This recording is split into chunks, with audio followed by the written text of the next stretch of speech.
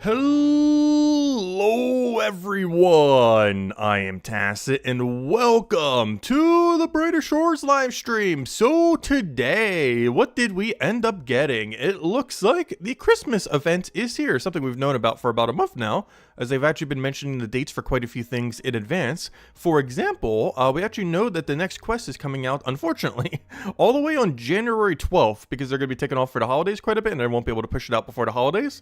I believe it was the 12th. Let me go double check. Dates. Yeah. It is the second week of next month we would be getting the new quest. So we got about a month before they do anything. So it's basically the week after this event ends, it looks like. But anyways, let's go read through all this and see what it is about. I have not looked into anything other than a few of the cosmetics to go get the thumbnail. Which, hey, they added the white scarf back. That was a pretty iconic item from Gnome Restaurant in Old School RuneScape. And they finally brought it back, so that's cool. Apparently with a bunch of other colored scarves. Which I guess goes in the head slot, because I was gonna say, does that go in the body slot? No, that'd still be the head slot. But anyways, Adathyra continues to suffer from unusual weather because of all the rain and everything. With snowfall occurring in the town of Hopeport, but nowhere else, Zoldrin, a dwarf in the Stonemaul Hills, to be released sometime in 2017 probably. I know next year is 2016. 2026, I mean. But 2027 probably, will eventually, fingers crossed if Stonemaul Hill, has come to Hopeport to check out the strange occurrence. There's a good chance we'll have it next year sometime. Probably late next year, though. This enterprising individual is reported to have a great idea for something that can be built with all the snow that is falling. Snowman?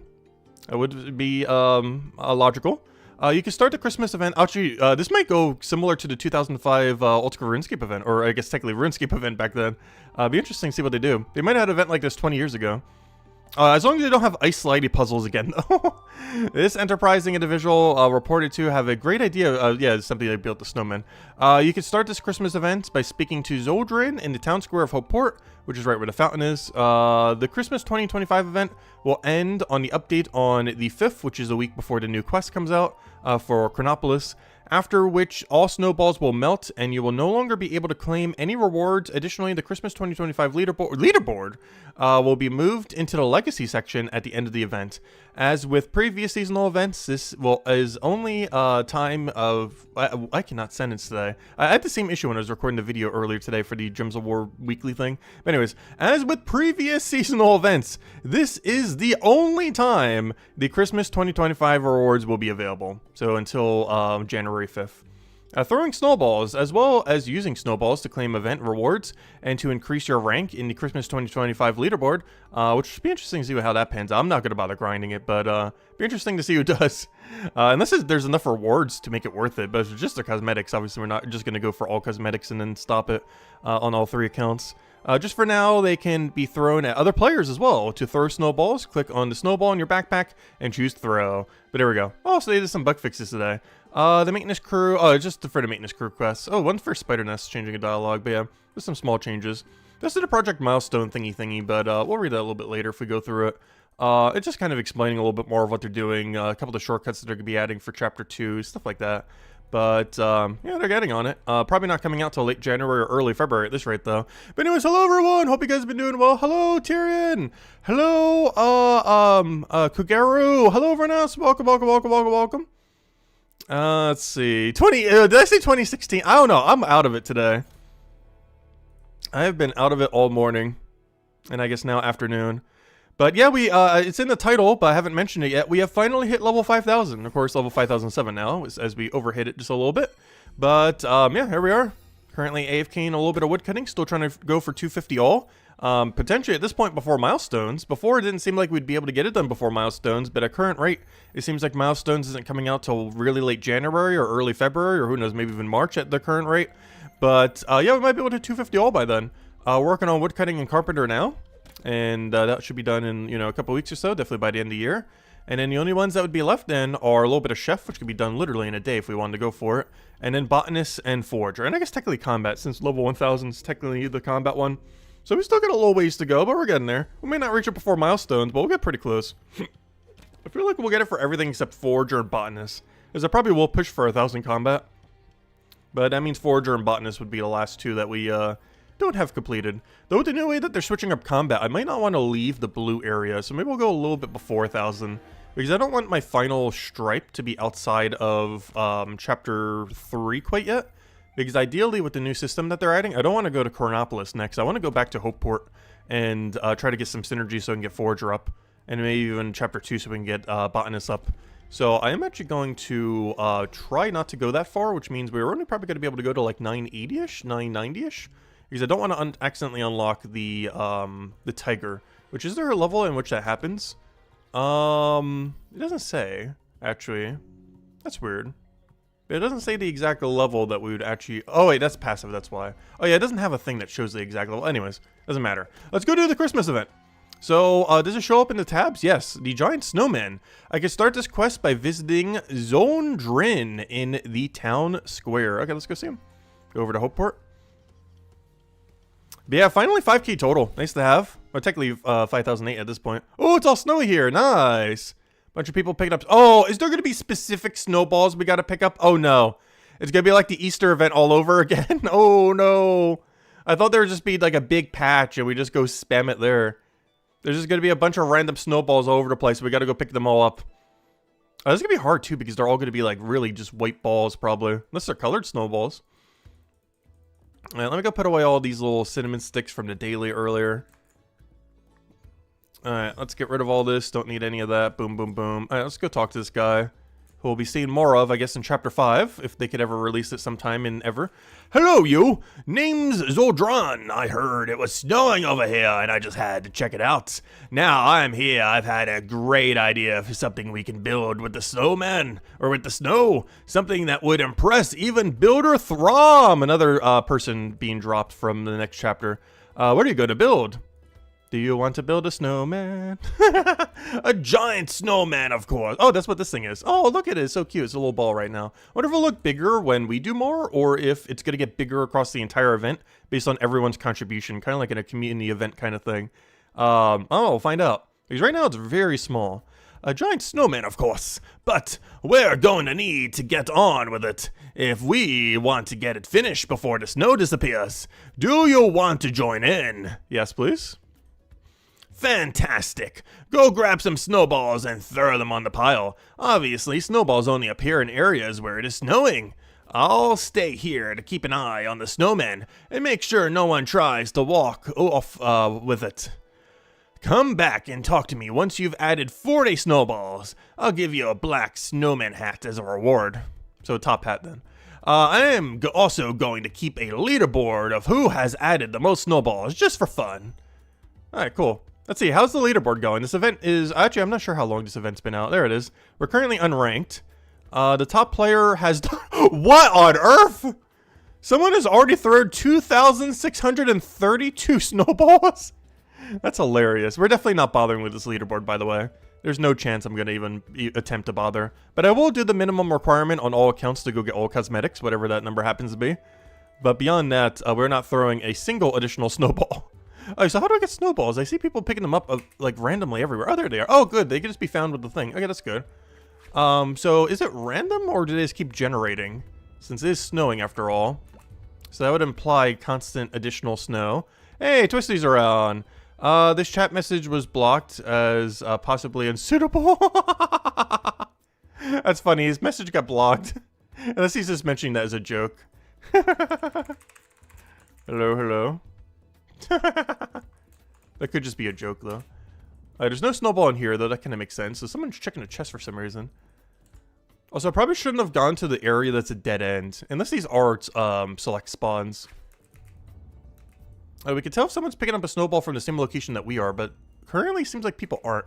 But he's picking up a snowball right there, and I'm not.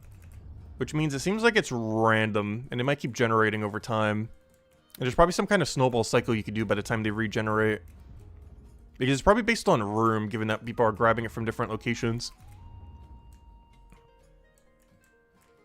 Also, it said that we could throw them at other people. But yeah, the reason why I mentioned the 2005 RuneScape event that he did is that was the event that they added the snow globe, which added a bunch of tick manipulation stuff for free to play, but most notably, it added a snow globe that filled your inventory with snowballs, and then you could throw the snowballs at other players, which is why this reminds me of it. We got snowballs, we can throw at other players, though they said that they're going to melt after the event, so, yeah, I guess we don't get to have them beyond that. Let's go throw the snowballs here. He said he needed 40. Oh, good. It throws all of them at once. It counts as Forager XP based on your level. No. No. Is that actually efficient Forager XP? How much do we get per? Wait. Let me throw a 1. And do you get a bulk bonus? No way. Wait. That's cool. We get 5,000. So this is what a world event would be like then. So we get 5,600 something XP. And if I take this, which is a low... Wow, that's actually not bad. It's not good, but it's not bad. For it to be good, that would need to be like 10k each at our level range. But yeah, it scales on your level. That's actually really cool. They've been mentioning in the past that they're going to be doing world events. And this is basically them trialing a world event. Except this is a limited time world event. They have mentioned that in the past that they're going to be adding a ton of those. And this is basically a Forager world event where you collect snowballs.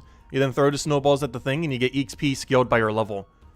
So it'd be interesting to see what other world events are going to be like that aren't seasonal, like permanent world events.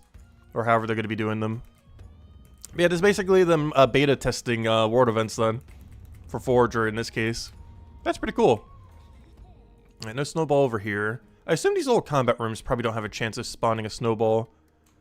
Also, I've not been keeping track of all how many snowballs I've thrown, so we might be overshooting. Though he said that we need to do 40 for a top hat, so it seems like you have to do 40 snowballs per cosmetic.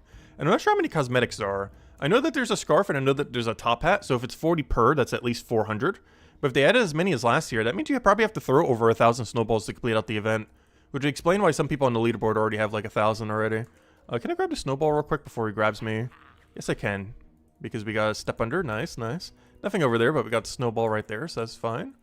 Grab any there over here. I wonder how they respawn based on...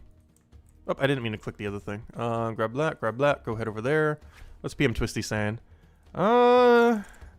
Been good. Holidays went well. But yeah, I didn't mention it yet. Thanksgiving went really, really well. It was a really fun Thanksgiving this year. Also, we did end up stopping the old school RuneScapes for a little while for the thing. I do plan to do one more when we go get 99 sailing. I still have it going on the side because it's so AFK. You can literally AFK for like 25 minutes straight. It's so nice. I wish Brighter Shores would add a skill like that, or activities like that, where it's not like passives where you get to AFK like literally forever, but you get way better XP for when you do AFK from it. The closest thing we've had to that is Raid Dens, but Raid Den's been nerfed ever since they did the combat rework back in like March. This is the closest thing Brighter Shores had to like a mega AFK that was actually worth the XP, rather than just a passive. Also, I gotta be careful. Let me go bring the snowballs in now, because I feel like I'm gonna run out of inventory space if I don't. So let me grab... Oh, nice. There's some snowballs over here too. Perfect. Oh yeah, I didn't check the side street. Let me go check the side street and then see if any actually respawned or something. So there's another one right over here. And there's 2 rooms over here we haven't done. Alright, nothing over there. Nothing over here, but I do see one in the following room. So we'll grab that. Nothing over there. And I'm not checking any indoors because I assume it has to be snowing. So every single indoor location probably doesn't have one. Oh, they got a pink scarf as well. I know they have white, and now we know they have pink. They probably have black, maybe like a green and red one as well to go match Christmas. Alright, we'll grab that. Wow, a lot of them on Eel Street. So let me go turn in all these snowballs because they do take up 1 inventory each. And I have a feeling we can't put it in the storage rift. I guess we could try, but I'm pretty sure you can't storage rift these. Storage rift only works for objects that can actually go into a, storage. And I am pretty sure these have no storage because they're going to be melting by the end. Yeah, you can't. This item cannot be banked. Yeah, I assume so. Alright, let's go get our big forager turn in. Let's see how much XP that's going to be. Yeah, oh, it even gives you knowledge points. Wow, this is actually not horrible. I don't think this is the best thing we could be doing for forager XP at this level range. But it is surprisingly not horrible. Like, you can actually train your forager level this way. It's both amazing and slightly sad. And just finding random snowballs is actually a viable training method. I'll take it, though. Yeah, I'm curious to see now what they're going to do with actual, like, permanent world events when they start doing them then. Since this is kind of their first example of this. I find it interesting because they've done it a lot in the past, test new features. I know they did that one turkey event, or, one Thanksgiving event, whatever they call it in that game. But they did an event once where they added like summoning creatures before they did summoning or right after they did something. I can't remember, for free to play. So they were kind of testing it out before they like fully implemented summoning. And they're doing the same thing now, but with world events. Where basically a world event will be for a specific skill, and you do something as a community to go and get EXP for that skill. And I guess they'll have some kind of leaderboard for that specific event, given that they did for this one. Leaderboards like this, I definitely won't bother for, though. Permanent bosses that are repeatable, I will, though. Any new permanent boss, I will probably try to get to top 20 on the Iron Man leaderboard. Maybe not overall, but definitely Iron Man leaderboard. Especially if there's enough uniques on the drop table, like cosmetics and other things to be worthwhile. The only slight downside of that is we're Iron Man, so we can't actually trade all the spears. But if some of it's crafting material, we'll need the spears anyways. If you actually craft stuff out of it. Like if it's used to craft specific weapons and stuff and you need to tune them up and everything. At least until we get to chapter 6 where they have a proper system for that. I just realized it's raining over here rather than snowing. So there might not be any snowballs over here. Do I just have to keep circling around the other area? Because this is very specifically rain and not snow. Which makes me think no snowballs. If I go over here, is it sunny? It is. Okay, so the snowballs are only in the town area then. Interesting. So hopefully they respawn pretty quickly then. There must be some kind of route you could do that would be really optimal. Actually, let me go teleport back. Also, is it in every chapter? Wait. There might be some in every chapter. Let's see if any have respawned yet. Oh, yeah, they have. Okay. So, yeah, you could just keep cycling that way. Let me just double check, though. If I go to Hopeport Central, or Hope Forest Central, is there snow here? Or is it just this area? No. Okay, it's just the first chapter. Okay. So, basically, we're going to have to loop around the entire town. Then teleport back to Hopeport and then do it all again. And then there'll be a bunch more spawned and you keep doing that indefinitely until you have all the snowballs you ever want or whatever foraging level you want. Though, of course, we're just doing it for full event completion. Interesting. Well, I wonder what makes them spawn. Like, what the timer is on them.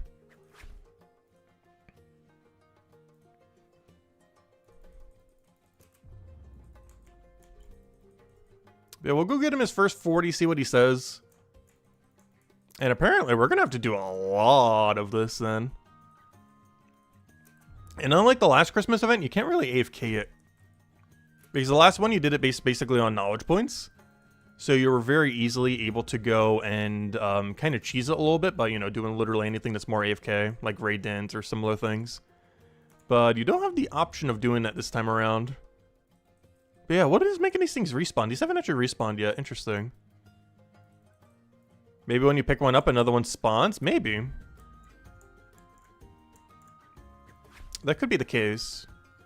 We're just in a different room somewhere else. Another one spawns in one of the several locations that they end up designating for the room. Alright, let's see where we are right now for contribution. At least we'll always be able to cycle back into town square if we need to. Oh yeah, we're getting money for this too, I just realized. I just got 12 silver for turning in 5 balls. I'm not sure if that scales based on your level. Also, that's still there. Wow, it hasn't even been 10 minutes in. I'm surprised it's still on the ground from earlier.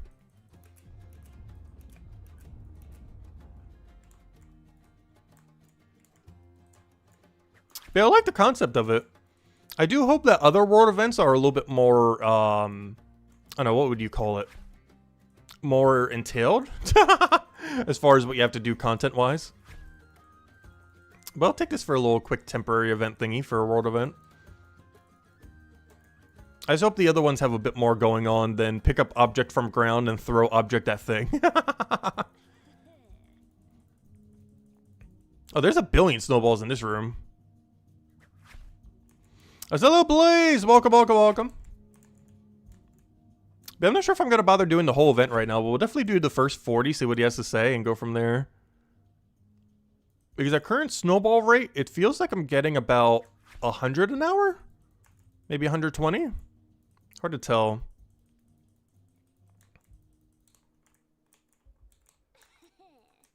So I should probably get some fear potions so we don't have to deal with that. Because at that rate, let's say they added 20 cosmetics. I'm not sure how many they added, but let's say it's about 20. Because how many did they do last year? Wasn't it about 20? It somewhere around there. Let's assume they did the same amount as last year, which is, yeah, exactly 20. That means you would need to get 1,200 snowballs. And if you have to get 1,200 snowballs at a rate of about 120 an hour, roughly, give or take a little bit, that would take 10 hours to complete, which obviously we're not doing today. I do not have 10 spare hours. But obviously we'll be getting it done on this account. We'll be getting it done on the other accounts as well. Hey, at least they finally get some foraging levels. I haven't trained foraging on the other two alt accounts since they did that one quest that requires like 69. Nice. Do you collect items for this event? Maybe worth a lot of money in the future? No, they're not tradable. The way cosmetics work in this game is that they're time blocked, so they're never going to be back again. But they're untradeable, so you're not going to be able to like sell them to other people. You might be able to swap them with other people like the other one, I'm not sure. But you definitely can't trade them with other people. Like if someone has none of the event thing, you can't ever give them one. So they're not really tradable in that sense. Which I'm not even sure if you can swap them. Where's the area thingy?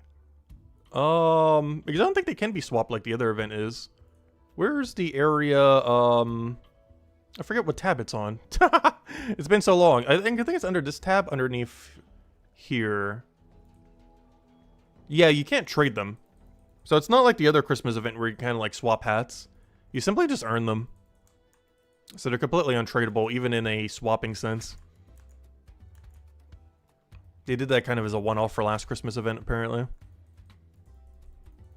I wonder what the most optimal route would be, because the problem is there's going to always be other rooms, if it actually is spawning based on if you take one, it goes somewhere else. If that is the case, then you actually do have to check every room, even if it's kind of routed weirdly. But I'm not sure if that's how they're spawning or not. Man, there's none over there. Let me just teleport back. I still feel like that's the way to go. Is teleport back to Hopeport Garrison after we do that and then swipe through everything again. And hope that there's a bunch of new spawns. Grab whatever's there, go from there again. Alright, none? None? Where are all the snowballs at? Maybe it is based on spawns then. Because this one has 3 this time around. So maybe when you grab a snowball, it force spawns it somewhere else. And there's like 20 that can be spawned at any given time or something.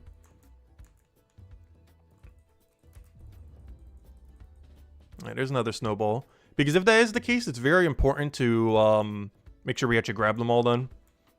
To force the spawns forward.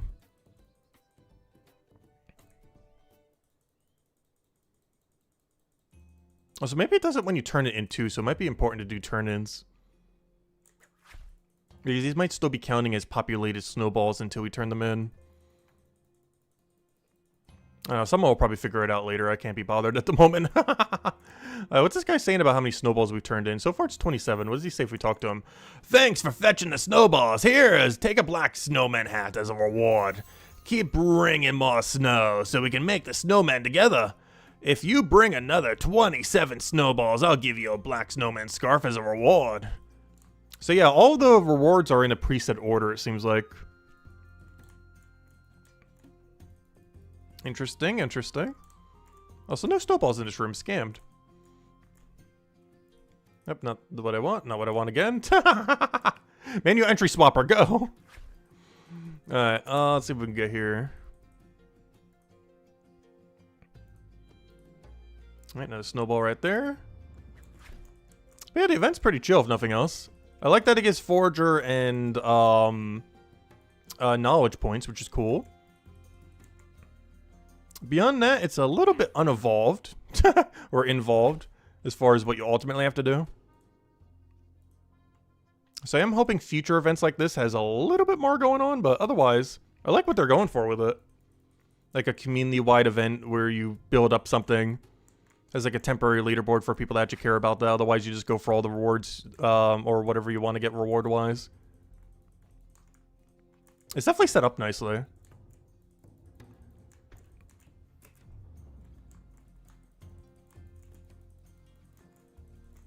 It's just a little repetitive having to keep doing this snowball search, though.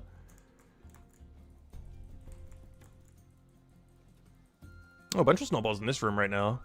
Actually, I should go check that one room over there, because I believe that one still had snow.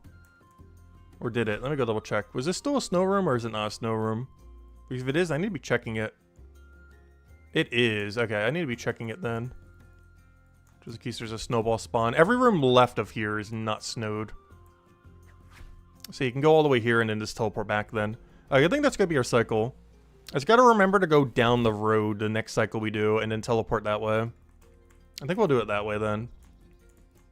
Because I didn't get to go down that one road during this cycle.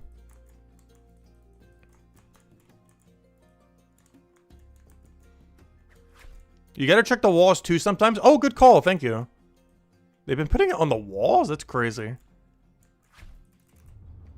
We got some magnet snowballs over here.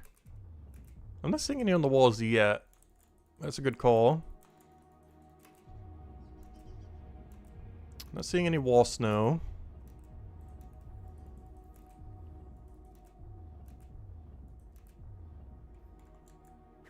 Alright, let's turn all this in. Oh, you mean the city walls. Okay.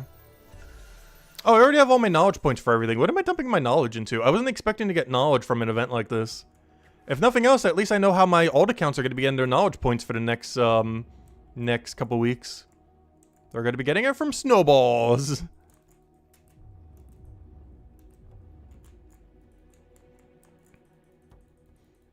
These, of course, we're going for all cosmetic across all 3 accounts, as per usual.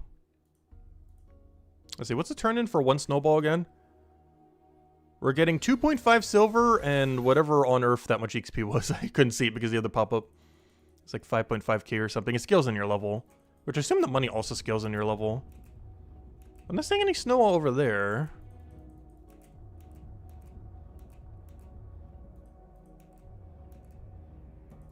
Oh, do you mean the city walls is in the area over there? That's true. I haven't checked either of those 2 rooms yet, if that's what you're referring to. Let me go check them. A fear potion would be really helpful here. But I think I know what you mean now. Because I haven't checked either of these 2 rooms yet. Yeah, there we go. Okay. Yeah, they can spawn here. Okay, I definitely gotta go get fear potion then. There's definitely a fear potion angle. But we got a whole horde of snowballs over here. So there's basically 3 routes we gotta keep doing then. Where we teleport to Hopeport, then go all the way to the left. Then Hopeport, then down. And then Hopeport and the walls. Or like the 3 things we're going to have to do then. Because yeah, we haven't checked this room and it's just compiled with snowballs because of it. So yeah, there's going to be a triple route that you're going to have to cycle through every single time then. One where you go all the way east. One where you go south and then all the way west. And then one where you go to the walls.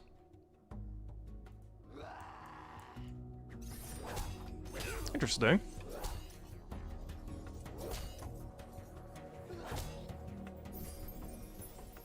Alright, grab that one. We're on a timer now. Let's see, can I just grab... I could if he's not attacking one. No! He's on my thing. I was gonna click the other one, but I can't even get it. Because he's attacking something right on it. Come on, you gotta kill it sooner than that. Come on. There we go. I was gonna say, it should die any second now. You've been fighting it for a while.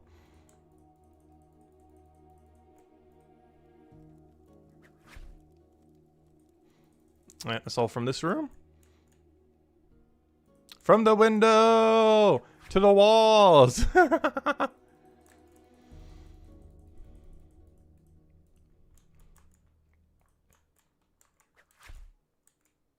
Tyrion.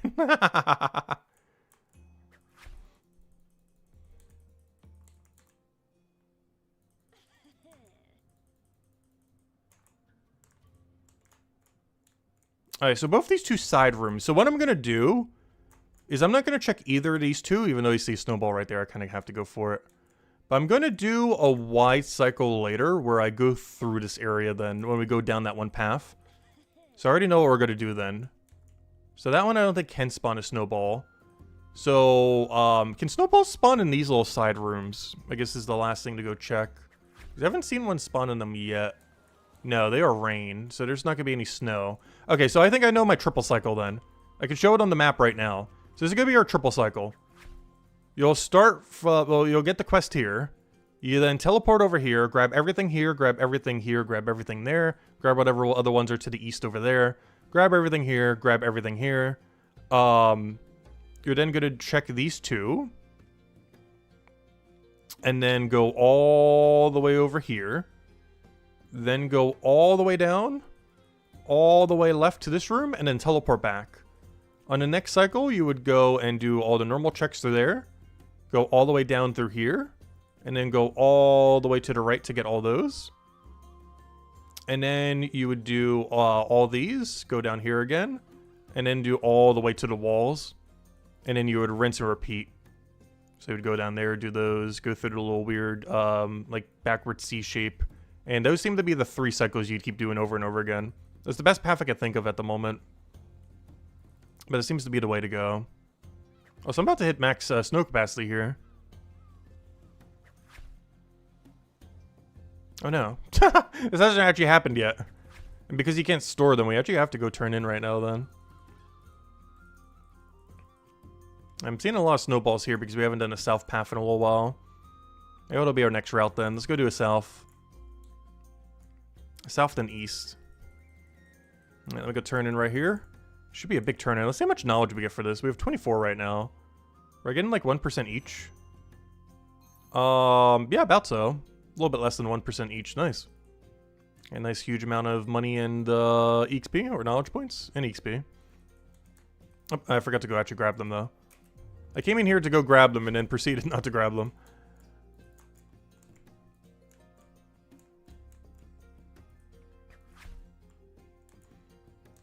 It's something we have to keep being careful on, though, not to overcapacitate our inventory then. I think the only reason why that happened is because we didn't check the walls for so long. But yeah, I guess I'm going to have to drag out the fear potions then. And put them on our potion belt. Also, I just realized we could save all the snowballs for when we turn in on middle. If we wanted to. And then use like a EXP potion for it. I feel like it's a little overkill, but you could. You can go get like a giant turn in for middle and then just teleport it back over there. It does feel a little overkill though, but you could. Since it does give EXP after all.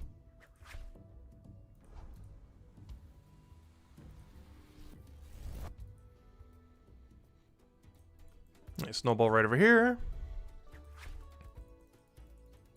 But I want to go until we get one of each cosmetic. I assume he's going to cycle through one of each first.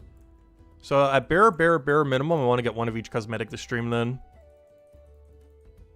And then off stream, we would just grind for the rest of them. Across 3 accounts. Which is the other reason we're not going to bother with leaderboard. Because there's a lot of people that will just grind it all in one. Though I do have to say, the Forager XP is nice. I'm pretty sure we could be gaining more if we were actually properly training Forager. Still pretty cool, though. Oh, he has a talk. Do I have a turn-in? Ah, thanks for fletching all that snow. Here, take a black snowman scarf as a reward. Keep bringing more snow so we can make the snowman together. If you bring another 31 balls, I'll give you a white snowman hat as a reward. Oh, wait, is there only going to be 2 different cosmetics? Oh, wait. If there's only 2, then, yeah, that shouldn't be that hard to get. All right, let's go see. Where's the thing? Transmog? There's the hat. Oh, wait. Is the other one a body slot? Transmog? No. Where's my scarf? Does it count as a cape? Oh! It goes over your cape slot. Oh, interesting. Huh. Interesting. I was gonna say the top hat. Might as well try them on. Alright, that means there's only probably like 10 cosmetics then. Alright, that's not that bad then. Alright, this event's not good. You know what? Maybe we'll go finish the whole thing right now then. That's not as long as I thought it was. I thought they were doing about the same amount as last year. They're doing half as many. Though first cape transmog though. I'm not sure if I would use it over just wearing the other cape though. We'll bring it out occasionally. Still curious to see what they're going to do for keep bonuses in the future. Because he did mention that they're probably going to do it at some point. But one interesting thing about keep bonuses in the the other game, the other game, is they actually came out after the Andrew Gower years. So he's never been in charge of making the keep bonuses before. So I'm curious to see what he will do, like what angle he does for it, like how broken or barely useful they'll be. Is that was something they mentioned will probably come to the game at some point. They definitely got a lot of keeps to do it with, and they have a 4-tiered system that they could do for the keeps as well, given how they have it set up. Also, I still never grabbed fear potions, did I? I meant to do that earlier. Whoops.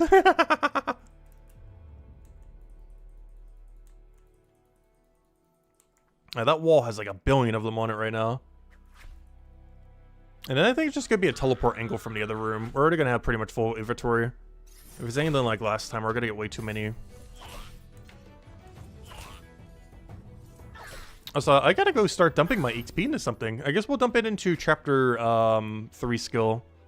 Probably Stonemason right now, I would say. Stonemason's kind of bottlenecked a bit at the moment. Not sure if the milestone change will help it at all.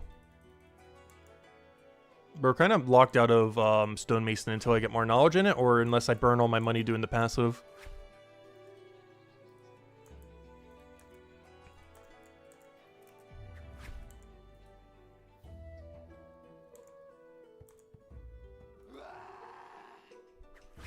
There's no way we're going to get the other snowball. No point even clicking on it. Oh, unless we dance with him. Wait. Oh, we got it. Huge. Did it without getting into combat. Yeah, that worked out really well. Very clean.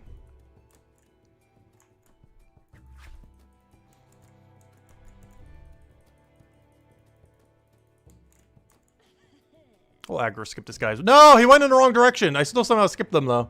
Because he's moving so slow. Okay, I haven't checked this other area in a while. Let me go check that little corridor. Oh, he's going to get me. No. Okay, we're fine. Is there any over there? No, you can kind of see before you even enter the room. Any over here? There should be like one. Nope, none. Now, let me go check the little alleyway over here.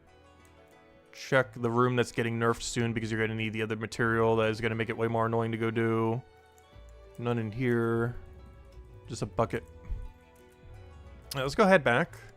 And then we'll do the teleport. None in this room. Alright, turn in these.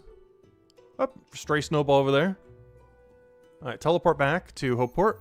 Hey, we're almost going to gain a Forager level. Oh yeah, that's something else. We got a bare minimum get a Forager level from this too. Gotta at least get 1 level from it. Oh, grab the snowball.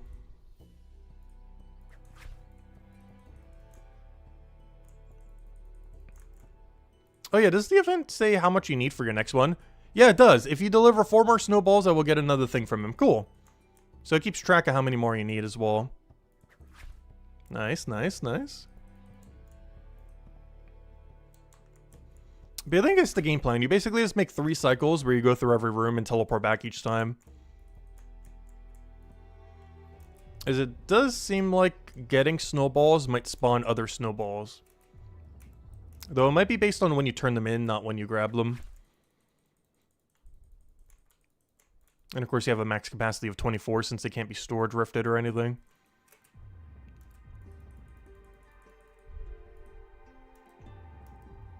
Now let's go do the down path then, but I'm gonna go straight down the road. We already went wide earlier. Oh, there's a snowball over here though. Let's go to that one dead end road.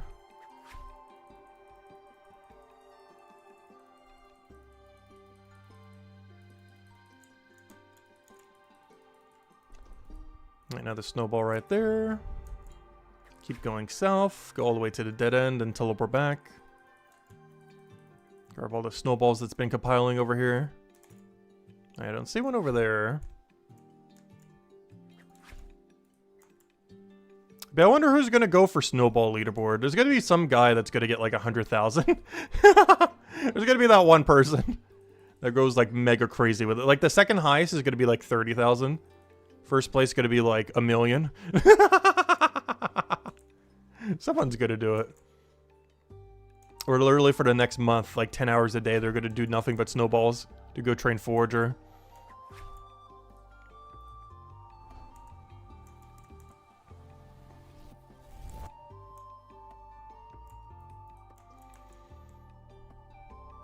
I'm definitely just going for all rewards on all three, though.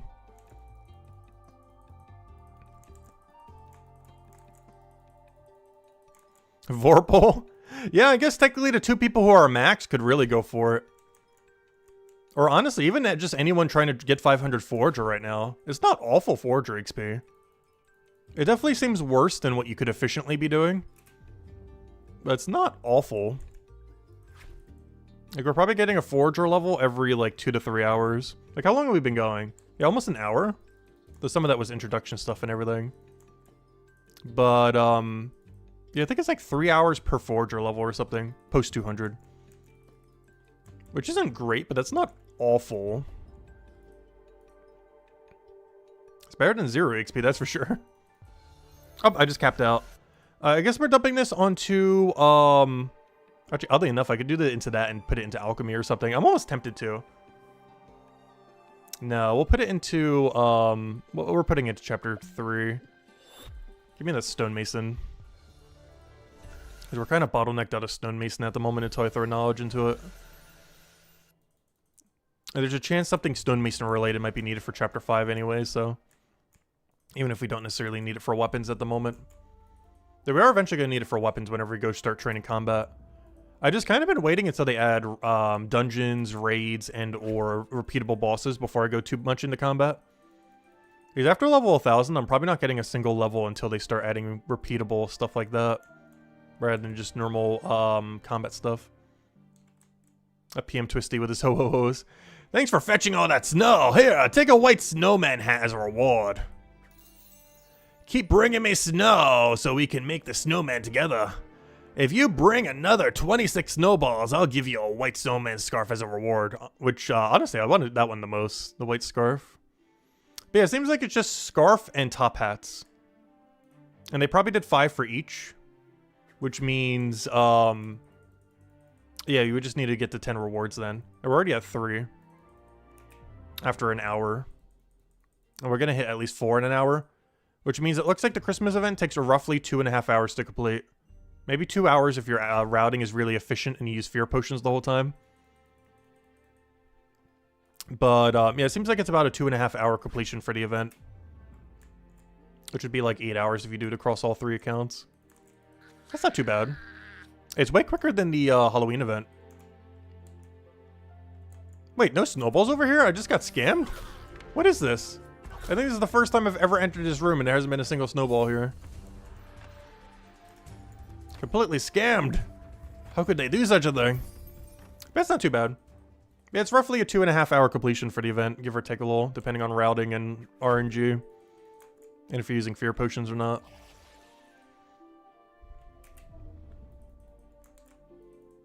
Hey, there's none over here. I might as well just tele back then.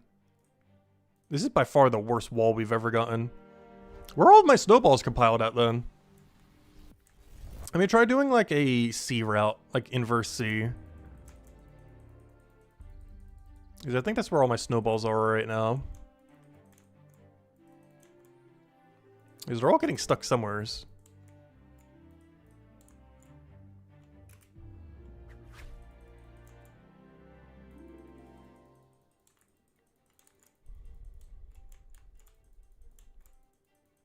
Twisty still with that Christmas spam. Wonder if he just has it on copy paste and just keeps doing it. I would assume so. That'd be annoying to type out every time.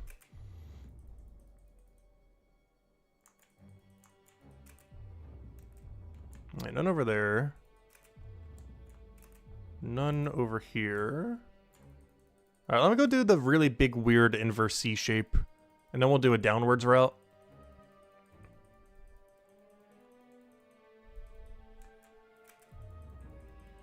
Hey, where are all my snowballs? I'm getting scammed. There must be a room with like 10 snowballs in it somewhere. Where are all my snowballs at?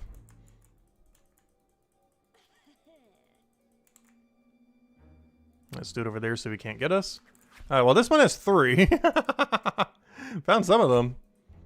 Okay, I'm not going to take the room to the left of us over there because I'll get that on our next cycle. Yeah, I think I found some of our snowballs. Oh no, I didn't want that. No!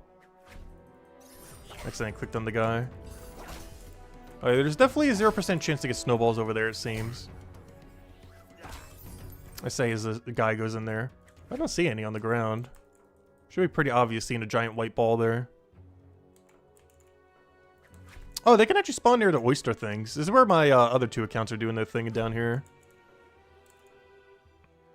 Yeah, I'll be getting all their snowballs off stream. At this point, I might just complete it, though. If it's only like 2.5 hours, we'll go do the whole thing. Because if it was 20 cosmetics, it would take, you know, like 5 hours. Which I wouldn't have enough time to go do right now. But if it's only going to take us like another 2-ish hours or so, we could definitely do it all right now. Might as well.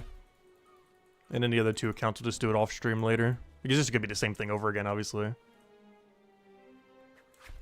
What's our sailing level? We are currently level 97 sailing. I've completely finished out the salvaging AFK. We'll probably be doing a stream for, I would assume on Friday to go finish it out. We'll go get 99 sailing. Give our thoughts, everything else. But, yeah, it's been going well. Actually, I can bring it up. Let me see. Where is it? Old School RuneScape. Where's the thingy for it? It's probably going to look really small, though. I'm not sure where I put it. Where is, here it is. I think I found it. Why isn't that scrolling up, though? My interface is all over the place. Let's see. This should be it, right? No. That's for the other thing. Wait, that was just the logo. Where's the, Okay, I'm just gonna make this one work for it, I guess. Let's see. One second. One second. Technical difficulty. Wait. Is that it? That should be it. There we go. How do I move it? Unlock it. Not what I wanted. I will eventually get this to work. There we go. But yeah, there's our sailing level. Let's see, where's the actual level at? We're at level 96 at 9.8 million XP out of 13. We're almost there. And we'll just do an AFK salvaging. I already have 3 dragon cannons at this point. A lot of people were complaining about their drop rate. I literally have 3 before I even hit max. As well as all salvaging stuff because it's been AFKing it like crazy. Yeah, it's been going well. There's a nice mix of active activities, exploring, super mega AFK like we're doing right now, where it's literally like 25 minutes AFK if you want to. It's pretty nice.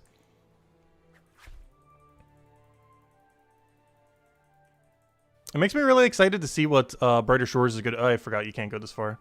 It makes me really curious to see what Brighter Shores is going to do with Chapter 5. Because we already know that they're going to be making Delver different than Forger and Gatherer. Due to the complaints that they've gotten in the past, so they're going to make Delver really unique as well. And then Armor Maker will finally give us the armor we need, so I'm really looking forward to those few skills. New skills in games like these are so much fun. There's just so much to do with the new skill. Because when Chapter 5 comes out, we'll have something that's kind of like Forger and Botanist, but completely different. We're going to have Armor Maker, so we can finally have actual gear. And not have to use 1- and 2-star armor against enemies.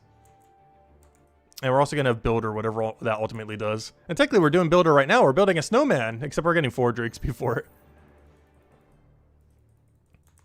And Builder has probably the most potential to be really interesting in Chapter 5. I feel like if any of them are going to be really cool, it's going to be Builder. As it has the most potential to have the highest amount of variety for gameplay. Because Armor Maker is probably going to be really similar to the weapon making skills in Chapter 3, to some degree. And Delver, even though they're going to try to make it different than Forger and Botanist, it's still just the concept of just picking stuff up and, you know, getting it. Maybe it'll make it a little bit more unique in some way, but, you know, you're still going through the process of just collecting resources in that sense. But Builder has the highest potential to be the most unique for Chapter 5.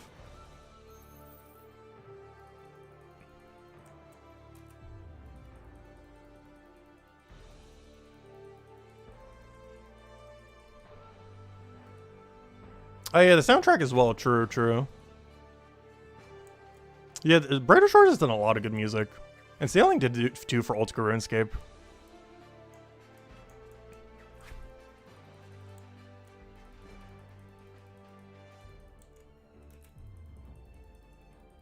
Oh, so that reminds me, they didn't add a Christmas track though, did they? We got scammed. Yeah, they didn't add a Christmas track to Brighter Shores. Like for the town square or something. Wonder if he's already on vacation or something, the music guy. He's got to do at least one track for that. I didn't even realize that till just now. They didn't do some kind of music for like the town square or something. I'm not seeing anything over here other than the one like way in the corner.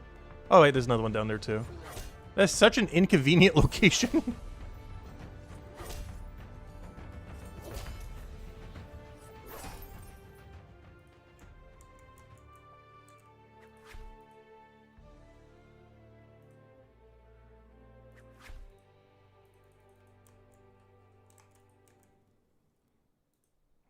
Oh no, there's one that spawned up there. Okay, it does seem to be based on when you take one. Because I know for sure that wasn't there earlier. And it ended up getting there because of the thing we did earlier, where we took a snowball and then a snowball spawned there. So it does seem like taking a snowball spawns another snowball immediately. And the main cap to that is the fact that you can only hold 24. So even if you find more snowballs on your route, you can't actually grab them. Since you have the 24 limit, of course. I'm gonna do a weird U shape here. Since I haven't taken this room in a while. Is there another one all the way over there? No. Oh, no, there is. Oh, hold up. Yeah, there is. We got snowball spam over here. And now we're just gonna do a route into the middle. And then back into center. At which point, I'll probably just still teleport back even though we're gonna be in center. No snowball over here. Oh, so I don't even think a snowball can spawn in this room. I haven't seen a single one do it in the Louse room yet. Alright, one right there. Perfect. Anything else in this room? Nope. Though if there was, we'd probably grab it on next route anyways. And then we turn in back here. And then we probably teleport all the way back over. Here we go. Oh, we got a new hat. Okay, this should be the 4 out of 10, I believe. Hey, there we go. White scarf. Nice. 26 more and we get the other snowman hat. Yeah, it does seem like it's 10 cosmetics then. Alright, let's go switch over to white. So this is what the black looked like. Let's go into the double white. Let's just get rid of the thing too. Let's get rid of the bunny body. Transmog, get rid of that. No, not default, none. Oh no, that's my none right now? I ended up changing that from earlier. You know what? We'll keep the bunny outfit for now. We need like a sweater. We need Christmas sweaters. 2026 suggestion. We need Christmas sweaters. But let's go transmog these two. I'm actually surprised they didn't do that this year. Let's go white and white. We'll keep upgrading as we go. Where's that cape? There we go. Nice, looking clean. Oh, so I probably shouldn't go all the way that direction. I'll grab this one though over here. You know what? I'll go into this corner and then teleport back.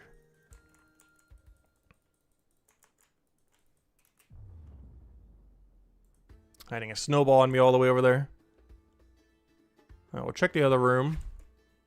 And then we'll just teleport back all the way to the front. Nice. Okay, there's at least one over here. And then we teleport all the way back, as they were as well. And then we do our next cycle. Basically, every time you hit a dead end, you probably just want to teleport all the way back.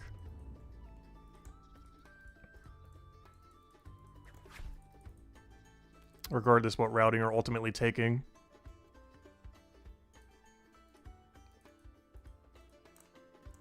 But yeah, this makes me really excited to see what they do with reward events in the future then. Because that's basically what these are going to be like. Where they might have some kind of leaderboard associated with them. You do something for a skill, get a bunch of XP for that skill. The skill's on your level. And, yeah, you might get some cosmetics or some other reward from it. The main thing we don't know is if reward events are going to be temporary or a permanent thing once they start adding them. Obviously, this one is temporary. But I mean, like, actual reward events, if they're going to be permanent or not. Or if they're going to be more temporary, like how this one is. I sure hope that they're permanent. Oh, wait, why am I going that way? I just checked that recently. There's probably no snowballs over there. I think we're going to go for the boardwalk sweep right now. I feel like we haven't taken it in a while.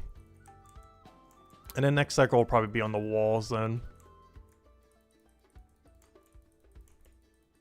Alright, 19 more for our next one. I'm not gonna take, actually I probably should.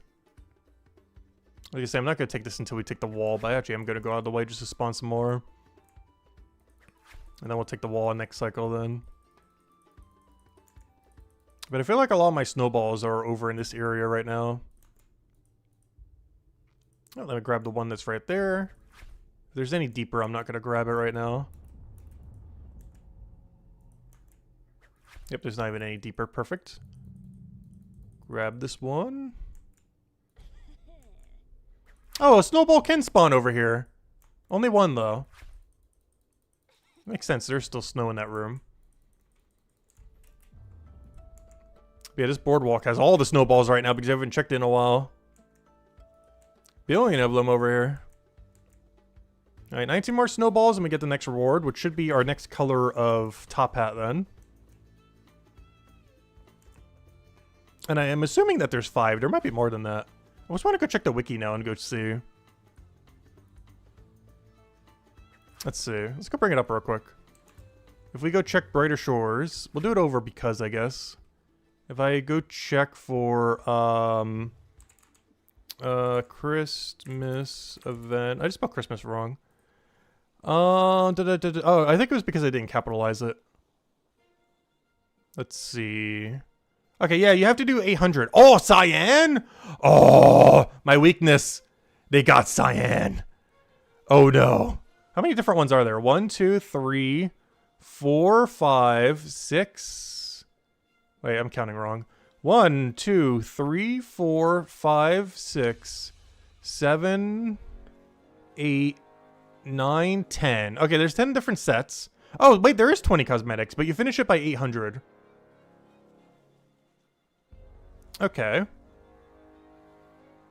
So how many snowballs are we doing per hour, roughly? Because we're already at 160, which means we're doing almost 200 an hour. Which means it would take about 4 hours to completely finish the event.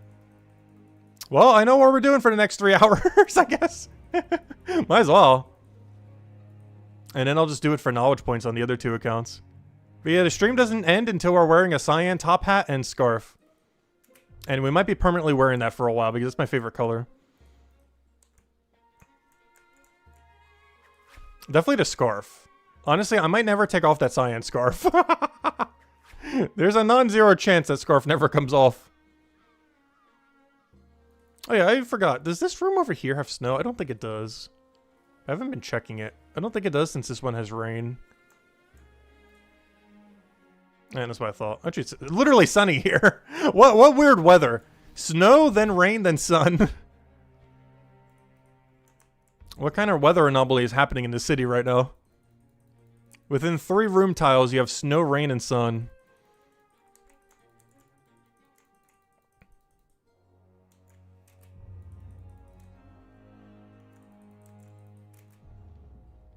I went over here thinking one would be over here. Apparently not. Also, I wish they would have done something with these training dummies.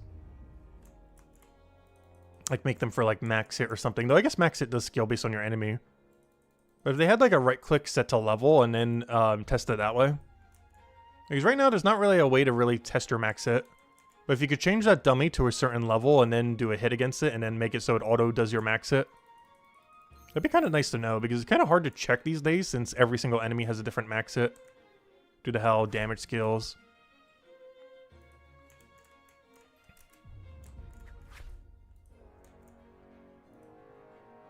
Because that would be the most ideal use of those dummies there. Right click, set level, and then when you hit them, you do whatever your max hit is. Or your average hit, whatever number they want to do for it.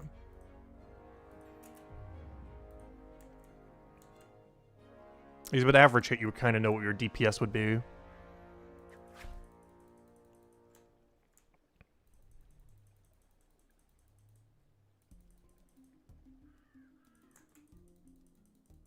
I'm curious if this game will ever get a DPS calculator.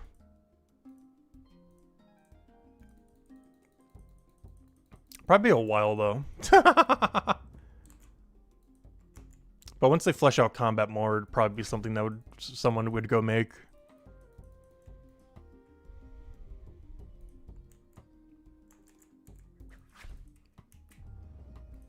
Alright, there should be like 10 snowballs on the walls right now.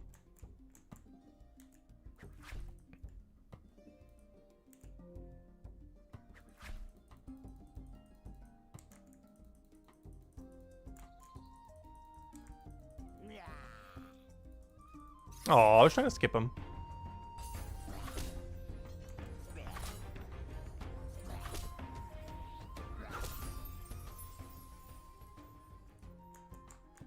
But yeah, when it comes to grinding anything in this game, I definitely don't mind putting dozens of hours into it again. Like, if they start... Oh, no, don't do that. Don't do... No, go back up, go back up. Like, the second they release a repeatable boss, we are grinding it to the ends of the earth.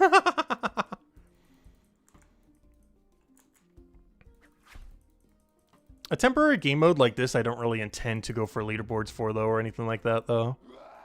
But permanent content that does stuff like this, I wouldn't mind doing it for.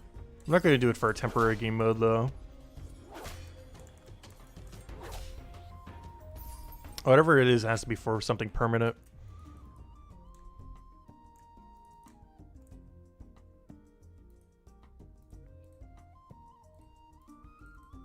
Gosh, she's so annoying. Give me my snowball! They still gotta make a better system for that when something's over top another enemy. They had that feature back in, like, I want to say March. But they really gotta tune it up a bit. Like, that's still really annoying having to do it like that.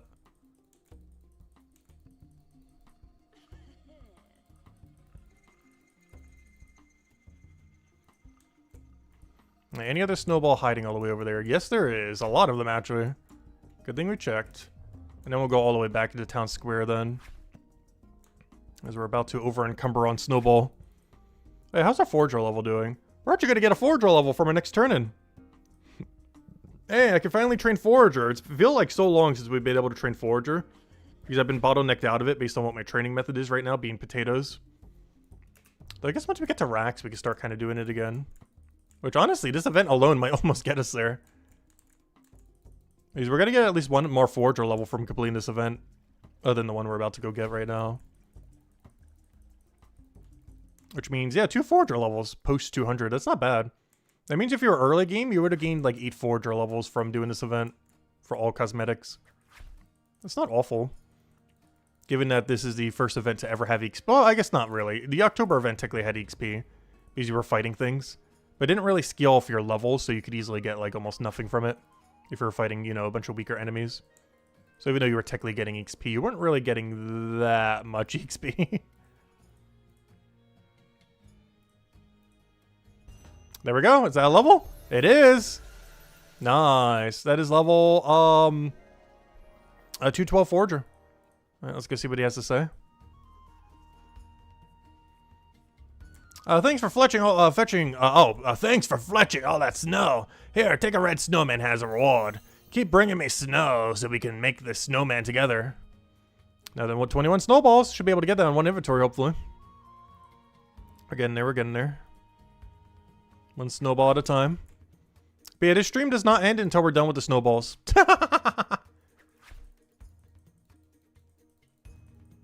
And we're getting about 200 per hour, roughly, give or take a little. Which means 4 hours total to complete out the event then. Which is about where the Halloween event was. Give or take a little bit depending on how you did it. But it's about a 4-hour event completion. Slightly less if you use really good routing and fear potions, but let's do it casually. That's one thing I'm really bad with consumables in any game. Like, I have enough fear potions that it would barely even dent our stack. Like, it would be unnoticeable if we were just drinking fear this whole time. Yet also, I feel like I'm wasting them compared to if we were using them for something else. I'm really bad with that with consumables in every game. It's like, yeah, they would help right now. But what if we need them for something better later? Especially since we're past the point where I could drink or make fear potions forever for alchemy. So whatever fear potions I have now, other than whatever we buy from the shop, is literally how many we permanently have for the rest of the time. Which is one other kind of slightly weird thing with how Brighter Shores is scaled right now. Because all the fears I have banked is my total for forever, basically. Not counting any we buy from the shop. It's something I hope they tweak eventually with the leveling system, where they have like one really high tier of every single potion. That you could just do through, whatever you call it. Like in the final level 50 stretch or 100 stretch. Like they need to put like just one mega tier potion of every single type there. The combat ones, the XP ones, the everything ones. Because how it is right now, most of them end way before that. Like the 10% for like Hopeport, for example, it's at 314. So if you want to be making Hopeport at like, you know, like 450, you're getting almost no XP at all for doing that. Oh, okay, there are snowballs that can spawn over here. Interesting. There seems to be a double spawn here, right next to each other.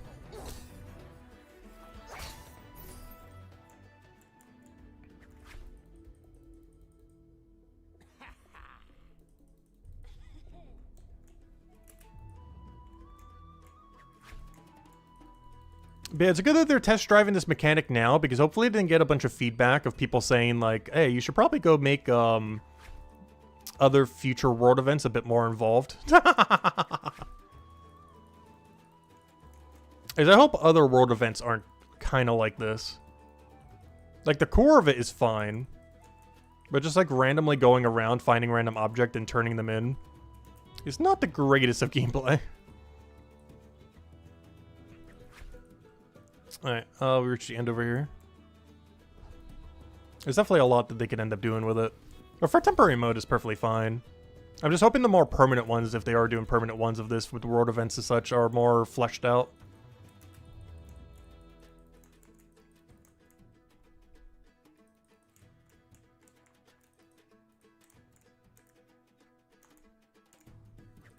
He's still doing the Christmas thing over and over again. Is he just gonna stand there the whole time spamming Christmas? Because that's where we saw him last time. He's just gonna stand there literally all day saying Merry Christmas like every minute.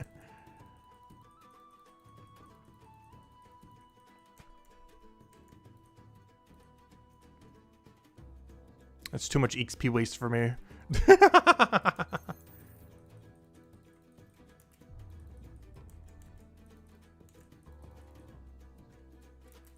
Scammed. No snowballs over there. Oh, no, I wanted to bring that tab back up. Oh yeah, how are we doing on our next turn-in? One more snowball, really? That's funny. And then that should be red completed. We'll go to put on red then. And that would be 3 sets out of, 3 sets out of all of them then. Honestly, I think we're going a bit quicker than I'm anticipating. I think the 2.5 hour estimate I gave initially might actually be more correct.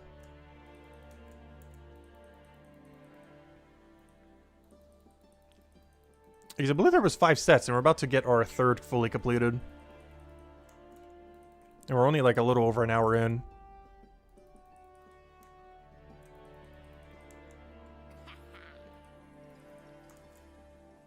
No, I left a snowball behind.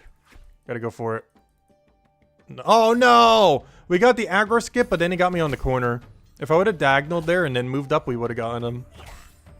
Sad.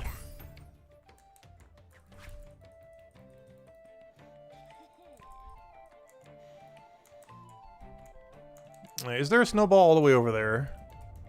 No. Oh, yes, there. No, why would you do such a thing? You have to put it all the way in the corner.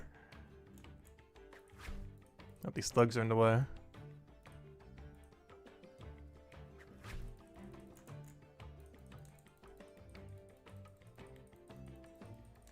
Alright, after this set, we'll definitely go through a center path there. Actually, let me do it now. It looks like there's so many over there. We go over here first, double check if there's any in the corner. No. Grab that one, grab this one. And it should be red completed once we go do this next turn in. And I believe it's 3 sets to go. Let me double check the wiki again. Yeah, we're done with red, and then it's green. How many more would be after that then? 1, 2, 3. Oh, no, there's a lot more. Never mind. 4, 5, 6, 7. So yeah, they did 10 different sets. Never mind, that'd be the 3rd set. So never mind, yeah, the 4 hour estimate was correct then. Let's keep going. That's perfectly fine. And this is definitely going to be how I get all my knowledge points for the other 2 accounts for the next foreseeable future then. Pretty much for the rest of the year. I don't need to worry about anything else. Alright, there we go. Let's go put our red set on. Transmog, red. And then once we switch into cyan, we never switch out. Might even change my outfit to go with it as well.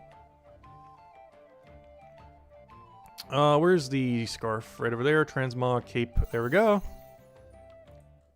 And I assume the next one's going to be green to stay with the festive colors. But this one even has a green stripe on it. Alright, where are we going? We're going, let me just tell you all the way back. Not where I wanted to go. Go all the way back. Hello, gents! Welcome, welcome! Merry Christmas! Or soon to be. Still a good 24 days away. We're getting the whole event done in this game for it. Yeah, we went over the monthly video thing for Gems of War earlier. They're not having their event until, I think it's the 17th?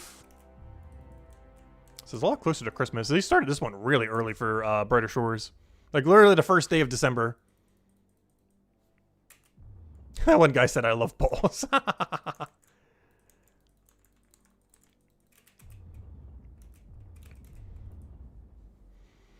Hello, Dragon! Welcome, welcome, welcome. We still have to grind the snowballs to build the snowman anyway, so the cosmetic grind doesn't matter much. Oh yeah, how many do we need for the snowman thing? Did they announce that anywheres? Because as a community, we got to build up the snowman. Right now, it's just a little ball. And by the end of the event, it's going to be a big mighty snowman. Did they actually put out anywheres how many snowballs we're going to need as a community to go finish that? Is it like 1 million? Or even more? I'll technically be contributing across all 3 accounts. I'll be doing 800 on each, so that's like 2,400. I'm probably not doing any beyond that, though. We'll be doing 2,400 across 3 accounts. Maybe a little bit more since we might overshoot a few.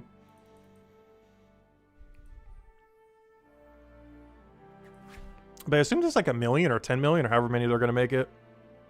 But a player base this small, I highly doubt they would do it that high, though. Yeah, this is the first ever community event. They plan to do a lot of these more in the future as well. It's basically the beta test for community events. Public beta test. Because it seems like something they want to do a lot more in the future. And this is the first iteration of it ever. Which of course they'll tune up more in the future and do more stuff with it for other skills. But it's basically a community event for Forager. Themed around Christmas, of course. And this one is temporary, unlike other ones that might be permanent. And this, they're all going to be temporary. Which I wouldn't mind that necessarily, but this game definitely needs more permanent content, not temporary content. Obviously for holidays, it's fine if it's temporary. But they definitely got to start focusing on some permanent content here and there. Because the game needs it so badly these days. Other than quests, which are, of course, one time only. We haven't really gotten any permanent content. Like, ever, for the game yet. It's mostly just fixing things, changing some mechanics, changing some skills, stuff like that.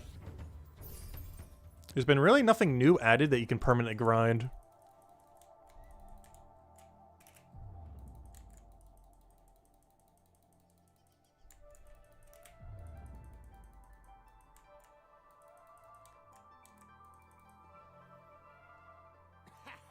Oh, I'm not gonna be able to dodge this guy. Let's see if he can pick it up really quick. No! We were 1 tick away. Almost got him. Almost got him. Alright, check the side room here. There is no snowball. Nice, we got the aggro skip. Huge, huge, huge. Save that 3 seconds or however long it is to get the combat thing done. I'm really curious to see how movement's going to be utilized in dungeons and such. Because there's some interesting movement tech the game does have now. But we don't really get to utilize it for much other than just like skipping enemies.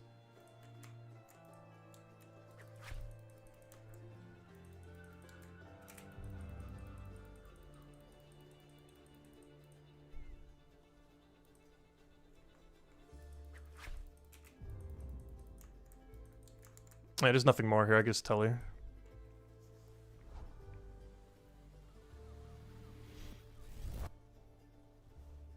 Yeah, back we go. None over here. Oh, you gotta be careful not to accidentally get too much knowledge points either. We already got around 300, 400k already, so it's definitely over a few million. Oh, interesting. Okay, it might be closer to 10 million then. Ooh. How many people would that be if it is 10 million, hypothetically? So everyone would contribute 800. What is 10 million divided by 800? Go, calculator. I'm gonna go bring calculator up real quick. 1 second. Why's my calculator taking forever to load? There it goes. Oh, because I already had one up. 800, no. Take 10 million. Let's say hypothetically it's 10 million. If every person does 800, you would need 12,500 people to go complete the event. Oh no, do they expect that many people to do it? Of course, it might not be 10 million, it could be a different number. I'm just putting that number out there. Even though the active player base at any given time is only a few hundred, it is obviously cycling a lot of people who are just checking their dailies for literally like a minute or a couple minutes. So I think we could potentially have 12,000 plus people actually complete out the event.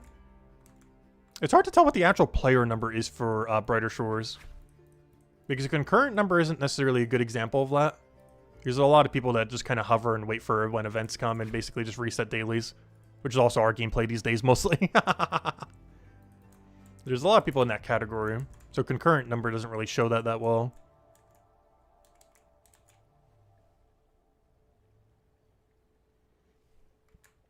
Oh no, I don't feel like he would do higher than 10 million. Because that expects 12,500 people to fully complete the event. Or for about 20,000 people to partially complete the event.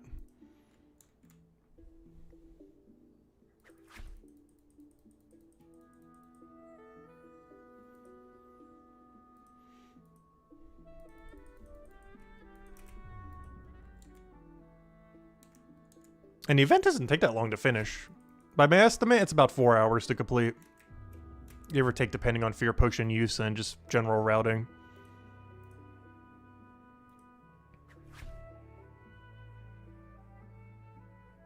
Because it's over a month long. Because it's going all the way to the 5th of next year. So I feel like 10 million is a pretty reasonable number. Because there's also going to be people who do more than 800. I'm not sure why you would.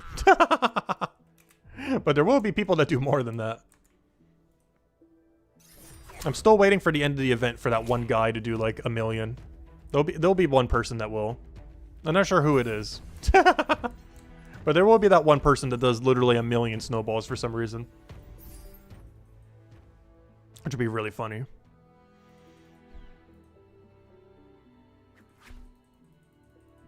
I wouldn't mind grinding this event if there was an AFK method for it. Unfortunately, this is a very non-AFK activity. So I'm probably just going to do bare minimum on all 3 accounts and just leave it at that. There's just really no way to possibly AFK this at all, in any way, shape, or form. It's a very active method. Because not only do you have to keep cycling rooms, but you got to look for a random object in those rooms. And then constantly bring them back to somewhere other location. It's almost as non-AFK as you could possibly get.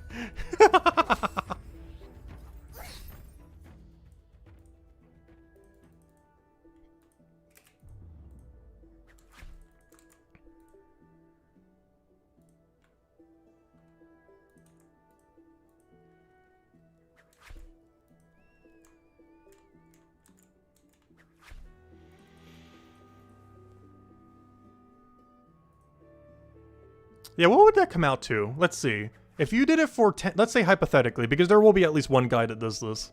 Probably multiple. If you got snowballs for 10 hours a day at 400 a day, and made a goal of getting 4,000 a day, honestly, they're probably going to aim for 5,000. Let's say they do 5,000 a day for what is 35 days, I believe it is. Let me double check. It started today. It's going to the 5th, which is 5 full weeks, which is 35 days, exactly how many I guesstimated.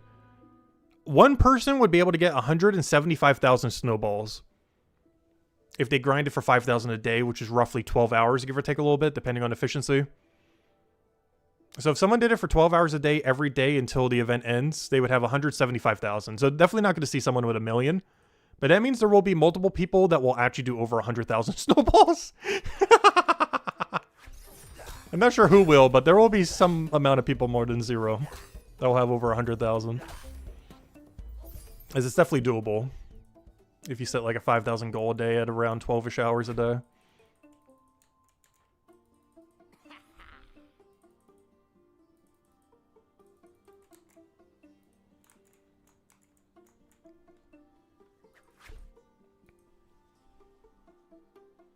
Oh, I missed one.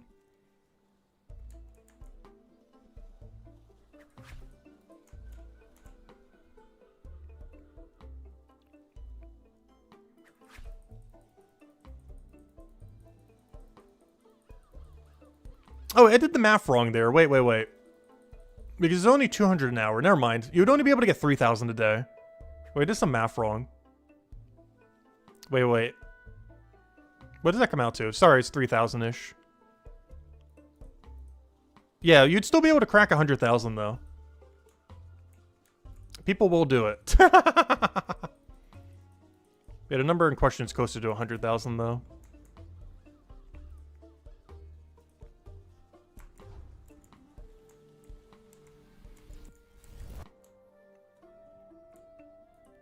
That assumes grinding for a reasonable amount of time. There could be people that do it like 18 hours a day or something. In which case you definitely could hit 5,000 a day. I highly doubt anyone's grinding it that hard though. Though you'll be surprised with MMOs sometimes. People will grind literally anything.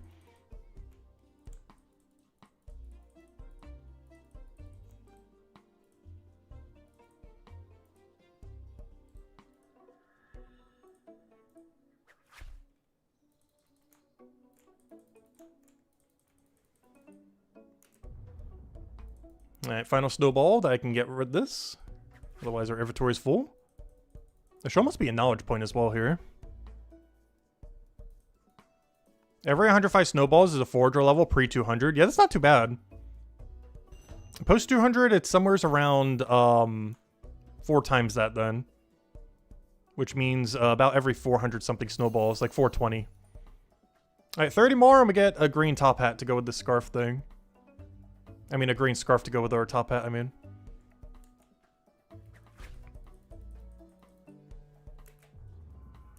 And is that the halfway point, or are we one color away from halfway?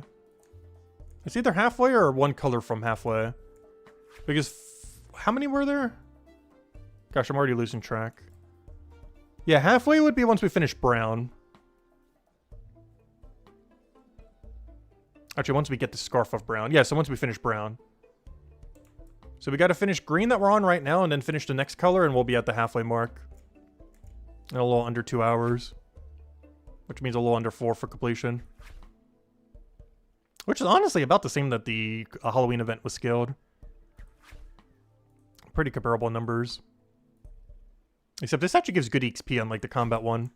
We're again getting a bunch of trash XP from it. Why am I so disoriented? Okay, we need to go this way. I lost track of where we were for a second. Too many twisty rooms.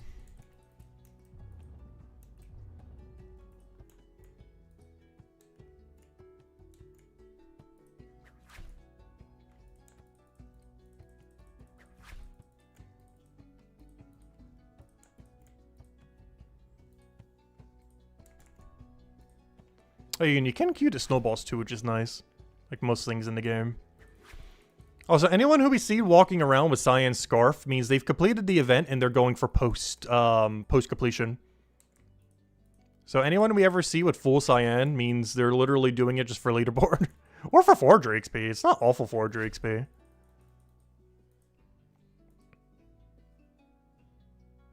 Honestly, with the rate of snowballs we're getting, it's about a level every 2 hours. Which honestly, if we were doing normal Forager, is about the same. Though I feel like normal Forager would be a bit more knowledge per hour, though. Plus all the alchemy supplies. Whereas this is just giving money. How's our money stack doing? We're at 42 gold right now.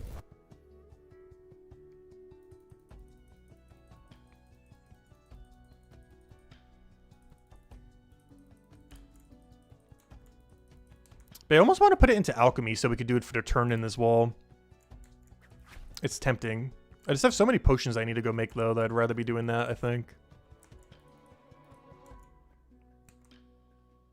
I don't know, if we were to put it on any skill, alchemy is definitely the angle. Just to be able to reach more of those 10% and everything. It's just the potions that I'm at right now I would have to make pretty much regardless. Or try the 8% Chronopolises. So I'm probably just putting this in the Mines of Matubin still. Because we're actively bottlenecked out of Stonemason at the moment. And I want to get back in.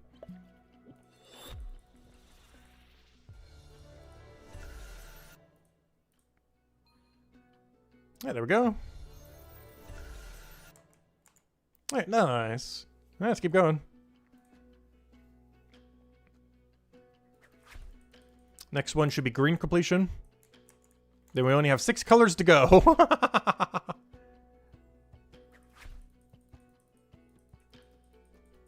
Isn't that 6? I keep losing track of everything. We're right there. 1, 2, 3, 4, 5. Yeah, it is 6. Okay. Yeah, there's 10 total. There's 20 total cosmetics split across 10 colors. So same amount as last year, but half as many different cosmetics, but twice as many colors for each cosmetic. Because of that. 2 different cosmetics, but 10 of each color instead of 5 of each color. Well, you still have a gigantic color selection, that's for sure. Also, we got our first cape cosmetic as well, which is cool.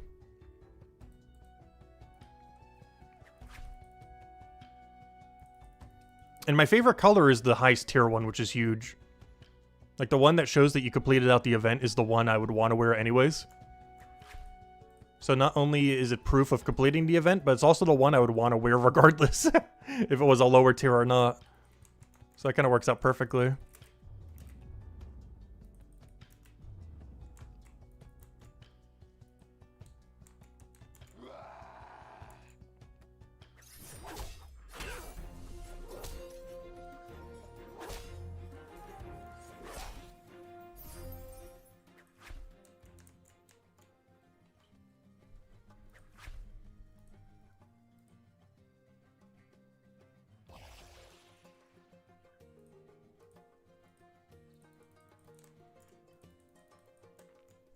Yeah, this one will go all the way across the docks. And then the next one will probably do a center run again.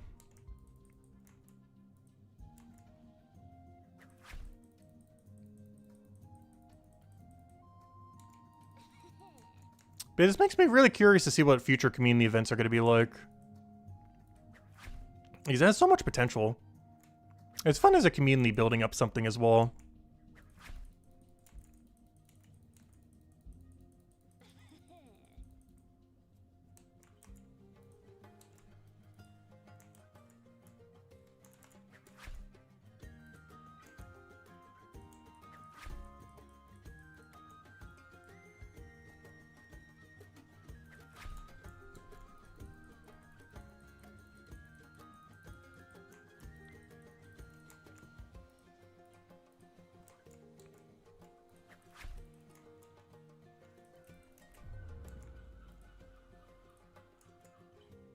So this one will do all the way to the dead end and teleport back. Should be like 1 or 2 right over here. I see 1 already. Yep, 2. Perfect. Exactly. Though you do have to be careful. I can only grab 2 more from the starting area. So I guess we're just making a straight line there.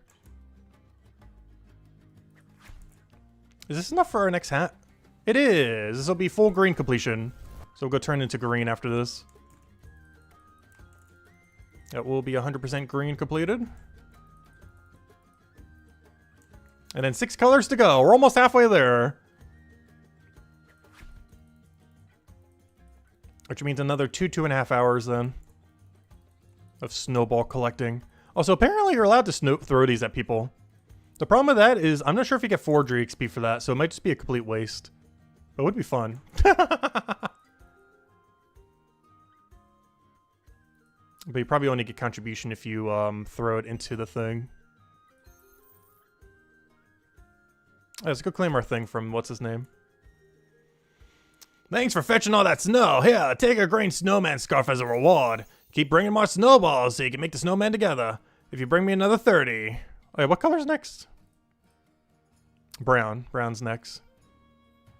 And then once brown is completed, we're officially halfway done. Alright, let's go into green. Green scarf. Green hat.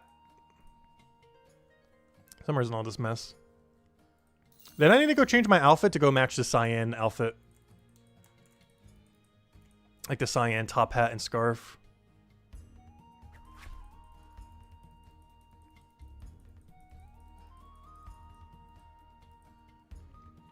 Though I could always just wear Cryonite armor. I need to go change my body to be one of those plate bodies, though. Maybe Chronopolis is selling one. Honestly, I might go teleport over there just to go check. Once we reach this corner, I'm gonna go teleport to Chronopolis and go check real quick. Because I want a plate body so we can go make it Cryonite color. And then have that match the cyan color of the scarf and everything. If I wear an actual armor. The only problem with that is I don't have access to the final tier yet. So I'll be using like the one below, the little slightly wimpy one.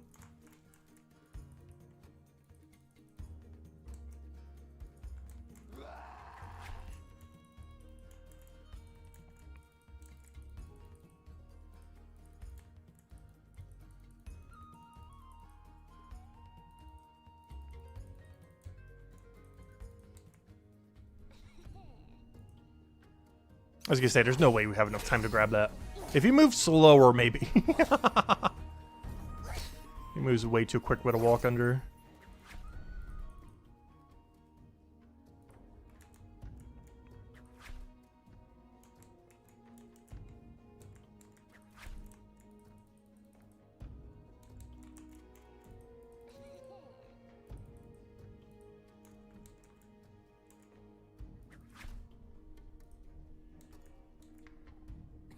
Okay, as soon as we hit the dead end for the cycle, I'm gonna go over to Chronopolis and see if we can get a 2-star armor.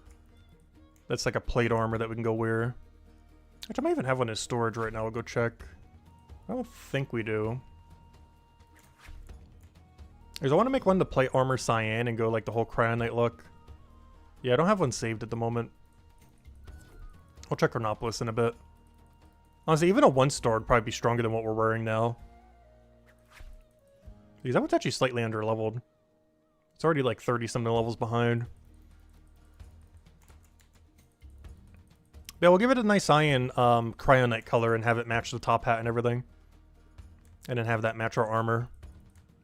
Unfortunately, we don't get the final tier until 1,000, which kind of makes me want to go grind for that. But honestly, Cryonite's final, second to last tier kind of looks pretty similar to final tier.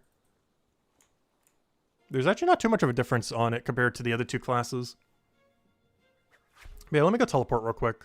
These better not melt. I have a feeling they won't, but you never know.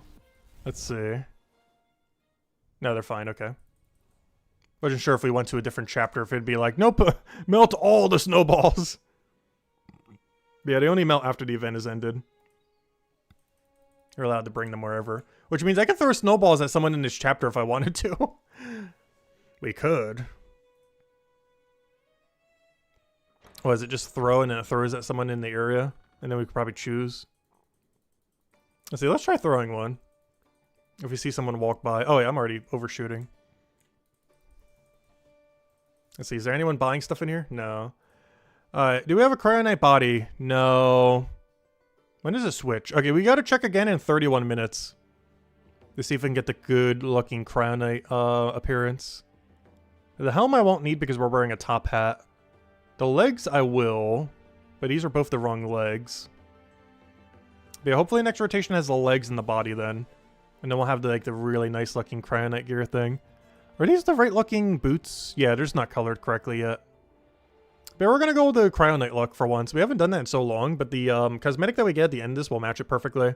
Hopefully we'll get good RNG in 30 minutes, because if we don't, then I have no way of getting them this stream. But hopefully we'll get really good RNG and get the good looking legs and body then. And if not, we'll just have to finish the look some other time. Because I might as well do it with actual Cryonite gear. Something we haven't worn in such a long time since the transmogs and everything.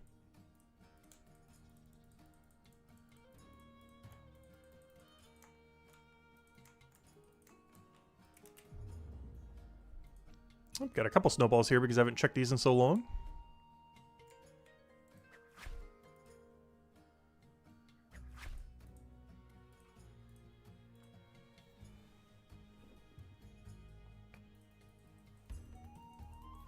Oh, there's a snowball over there that can spawn? I didn't even notice that. The cabbage has been blocking it this whole time. Actually, I guess technically the bush has. Because I thought he was just picking up a cabbage for a second, but no, there's actually a snowball there.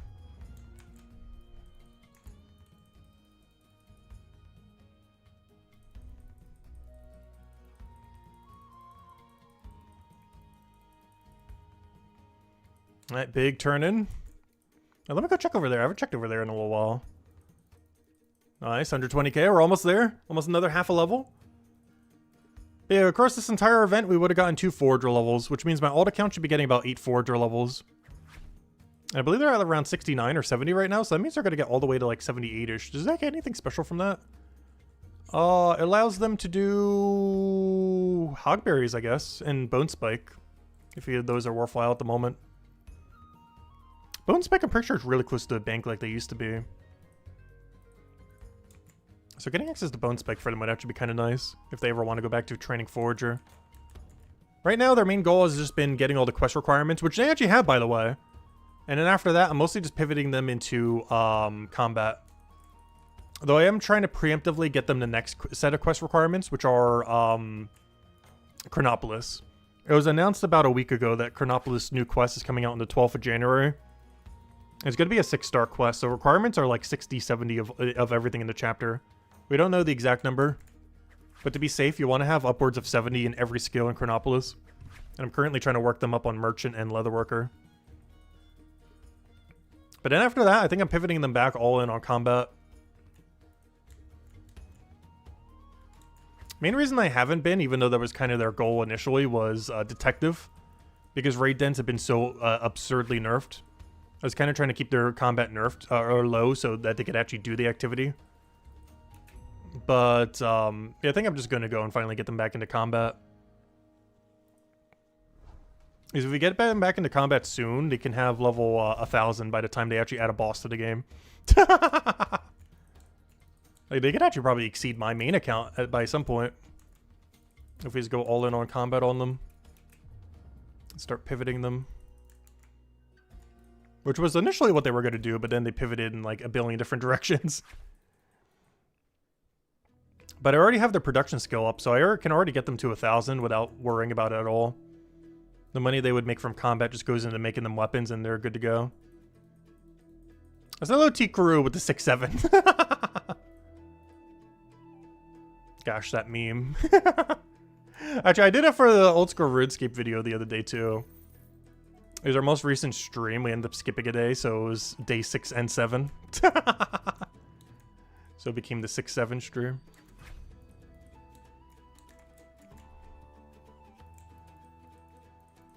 And the main reason I haven't done a stream since is I got caught up with the holidays.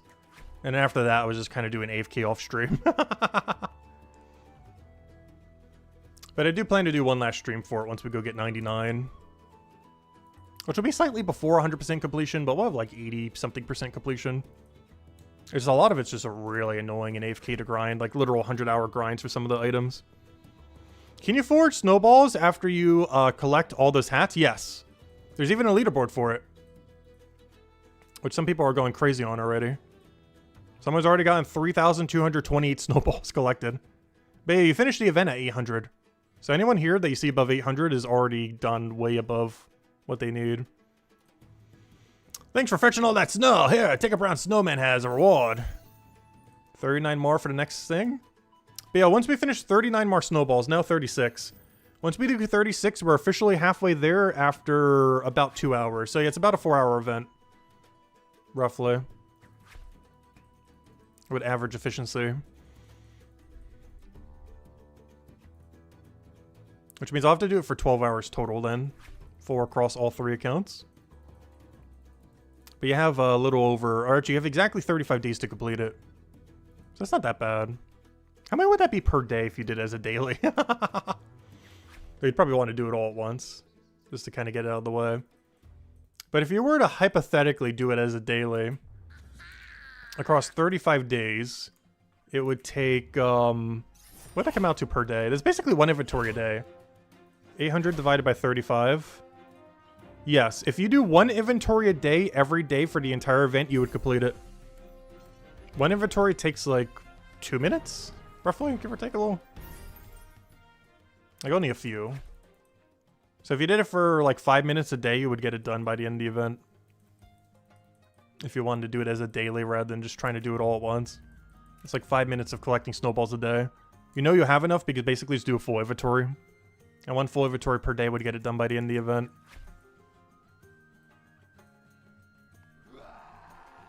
It is more efficient just to spam it, though.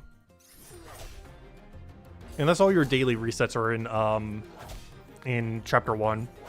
Like, if your passive currently is in Chapter 1 and your venture is in Chapter 1, if you're doing the fishing venture, then it would be fine. But if your passive or venture is in any chapter other than Chapter 1, then, yeah, you wouldn't really be able to do it properly then. Like, it'd be wasting more time compared to if you just spammed it out. But you could literally do it as a daily if your current ventures are in Chapter 1. Also, I haven't taken this room yet. There's a triple snowball just laying here. I didn't even realize this was a room you could even check. What is the last scarf's color? Cyan. They chose the best one for last. Like, the one I would have worn, regardless of when it was the reward, is the one they got as the final reward. But yeah, it's that nice bright cyan color. So we got really good RNG on that. And that's the one we would want to wear, but it's also the final reward. So it's both the item of completion and the one I would want to wear regardless, even if it wasn't.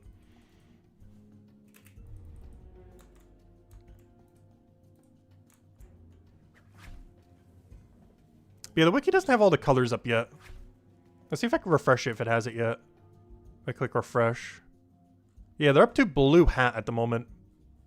Whoever's refreshing the wiki hasn't gotten that far yet. But yeah, they're up to blue, but the final one's a nice bright cyan one. But whoever's up in the wiki is only up to blue at the moment. And we're about to finish out the Scarf of Brown.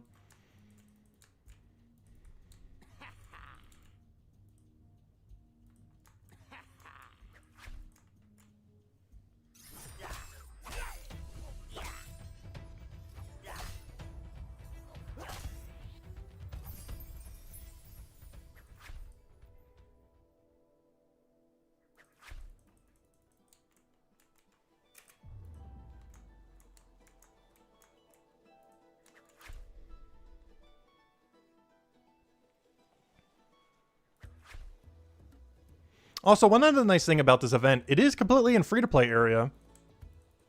So it can be completed without buying membership. As the whole event just takes place in Chapter 1. So even if you do or don't have membership, you can get full completion. Which actually the first event since Christmas last year that has been possible. Because the Easter event required membership. And the most recent Halloween event also required membership to fully complete it. But this one does not. 100% completion is doable without having membership active.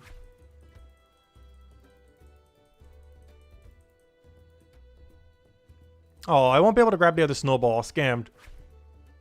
No! Well, he's going to sit there for a while. Unfortunate. Hey, I won't be able to grab these either because I'm full already. I gotta be careful not to over-encumber. Otherwise, we're just passing a bunch of snowballs because that's like the third snowball we could have gotten that we're going to have to walk past because we have full inventory.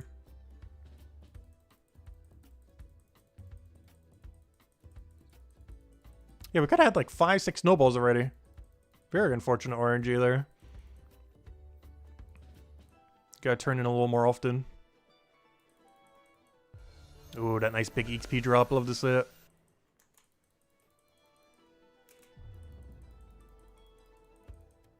It's funny that people are already competing to put snowballs in the thing. Also, I still haven't tried throwing a snowball at someone. Maybe I should have done that when we over-encumbered earlier. Okay, I gotta remember, because it's gonna happen again between sometime now and the end of this. I gotta remember the next time we over-encumber to go throw a snowball at someone nearby. So we can see what it looks like. I'm gonna wait till the end just so we don't waste any. But 100%, the next time we over-encumber, I gotta throw it at someone nearby. Because I haven't seen anyone throwing it at each other yet, because I'm pretty sure that doesn't give you any XP when you do that.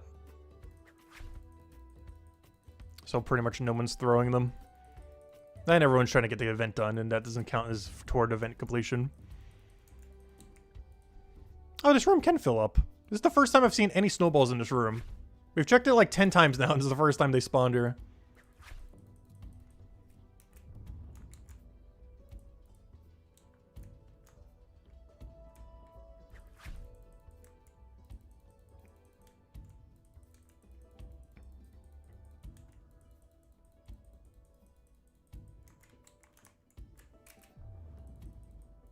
Oh, there is one all the way over there. Honestly, this room doesn't feel worth if you're going here just for one. If there's 2 or more, it definitely is. Or if it's right by the doorway. But if you have one really deep, it really does not feel worth going all the way over there.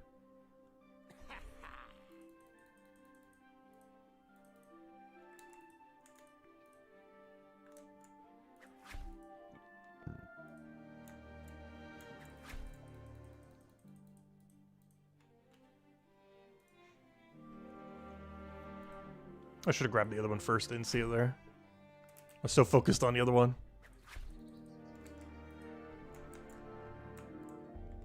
Right, let's go grab everything from these 2 rooms, teleport back. Grab all the ones we missed when we had a full inventory earlier. Wait, none in this room? Really? We were getting so many earlier, but I guess it's because we didn't check this room in so long. Maybe I should actively keep not checking these as often. Let them build up a little and then go take them. Because so far I've gotten 0. Yeah, we're only going to be able... Okay, we got 3 in this. Why are they all in this room? The other 2 had 0. This one is 4. Go figure. Oh, no. He got me from up there. No! Didn't realize he could reach. Thought we would get away in time. Very unfortunate.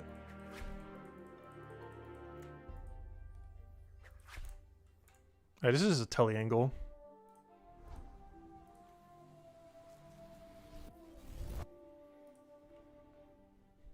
Alright, now we can go pick up all the snowballs we weren't able to get earlier.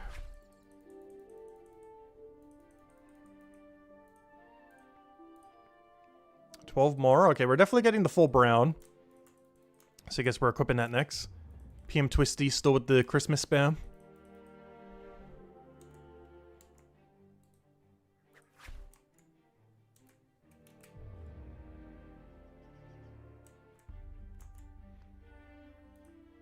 Let's see, what did the player base number jump up to?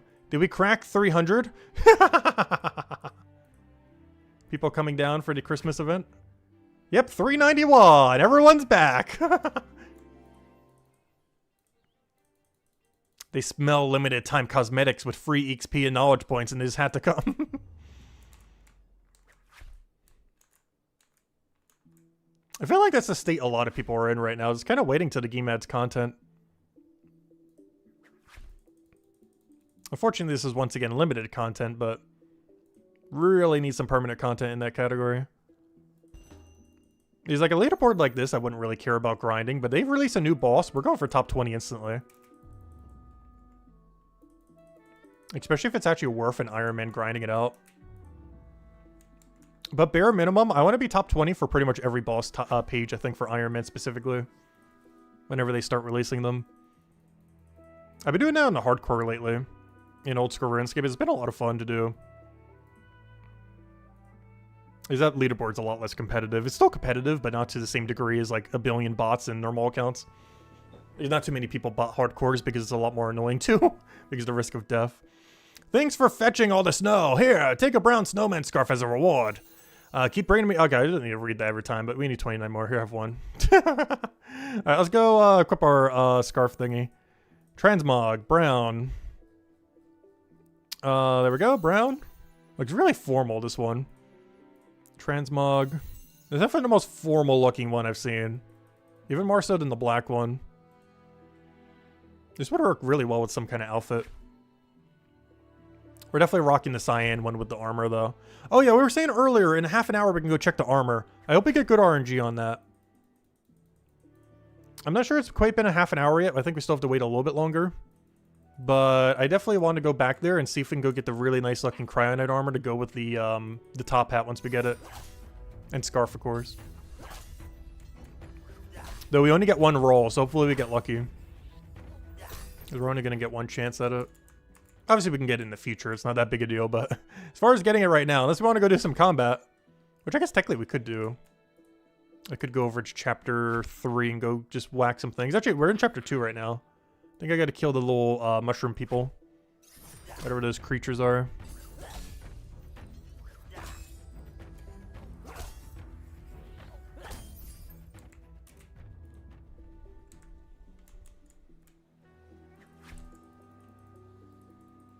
Because if we kill them for like half an hour, we should be able to get the armor I'm looking for.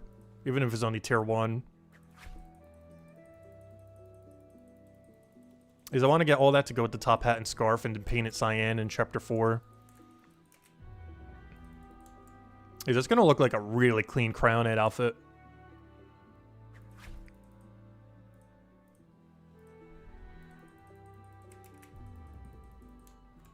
Oh, there's the one snowball I couldn't grab earlier. It's still here. So they don't despawn then. They just keep accumulating, which makes sense. The only thing that despawns them is grabbing them. Because that's the same snowball we saw earlier that we weren't able to grab. Because we had 24 already.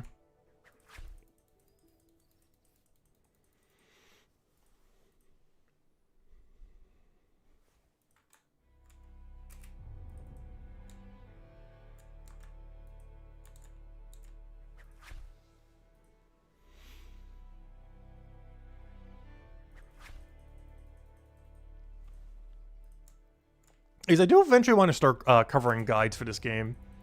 And I feel like the exact point where I'd start covering guides for this game is the second they release the first boss. Like, permanent boss that's infinitely repeatable that has a leaderboard. Like, the second they do that is when we do the first guide ever for this game, I'm pretty sure. That's gonna be the game plan. It's one of the reasons I haven't really been doing skilling guides and such. Because they keep overhauling everything, especially with the new milestone system coming up soon and everything like that. Like, everything just becomes outdated. Like, literally, if you make a guide this month, it'll be outdated by, like, February. At the rate they're overhauling everything. Also because when milestones come in.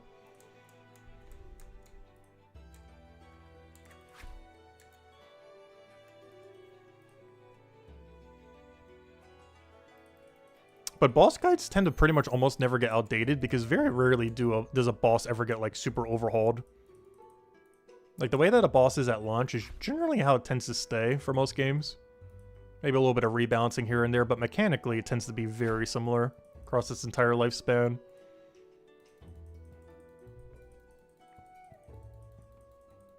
Unlike skilling that they're already overhauled like 3 times over as far as routing and everything else.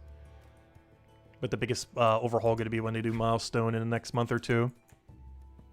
It's not coming out till late January at the earliest. And at their current schedule rate, honestly, it's probably March. I'll be surprised if it comes out in February. Maybe the beta will come out in February.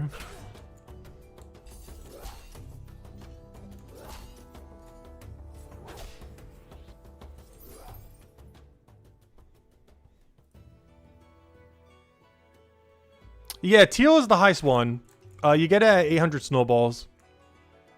It takes about 4 hours to complete the event. And we're about 2 hours in right now. Actually, yeah, it takes a little under 4 hours, actually. Because I already finished brown, which is the halfway point. If you have brown scarf, you're exactly halfway. So it's actually a little under 4 hours. It's actually closer to 3.5. But, like, this is the final one right there. That guy right there. Actually, pretty low level to have full completion and still keep going. But that person has 100% completion right now. Anyone wearing cyan scarf?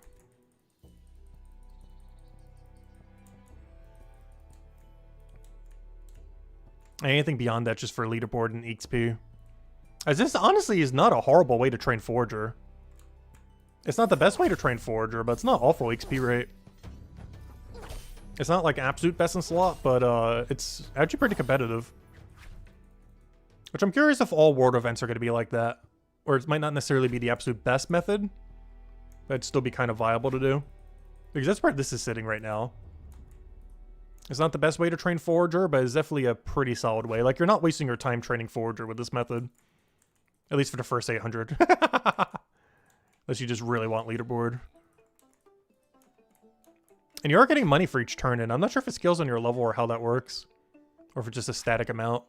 I guess we'll find out if we go do it on the other account real quick. Because I believe I'm getting like 2 point something silver per snowball. Oh no, anyone at a lower level, are you also getting like 2 point something silver? Because maybe the profit's static, but though I assume it also scales on your level. Because 2 point something silver really early on in the game seems like a lot of silver. Which makes me think it scales also off your level. Because 2 point something silver per snowball at this forager level seems accurate.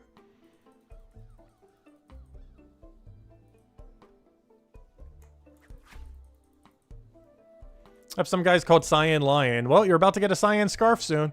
I wonder if he knows that the final reward is that color.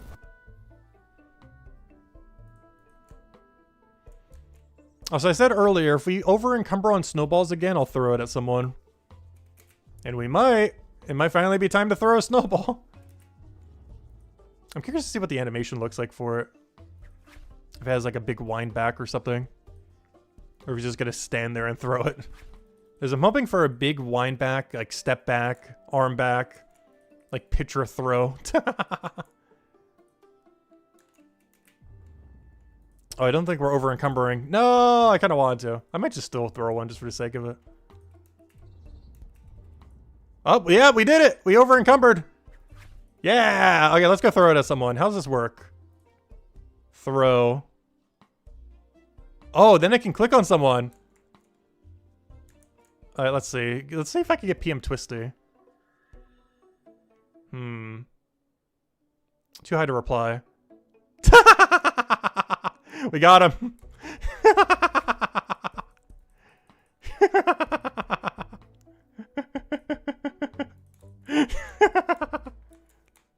We got him. All right, let's keep going. But yeah, it does have the wind back and everything. That's funny. There we got too high to reply. Which is actually kind of crazy. He used to be as low as like 2,000 levels below me, and now he's like a 1,000 something up. That's because he never stopped playing, and we've just been doing dailies for like the last half a year.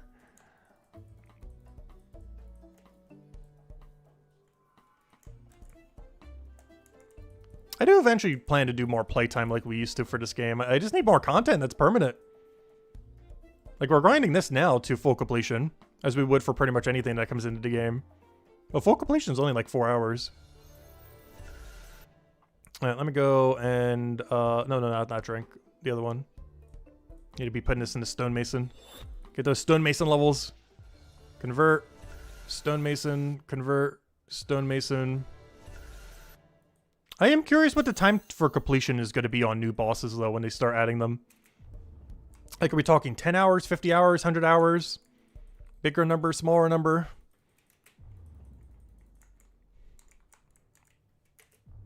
We don't even know approximately what that's going to be. We could base it on, like, some of the bosses that they added way back in the day to their first MMO. But those are a bit weird because all those were multi-combat bosses. So the way that you got loot was a bit different compared to a solo boss.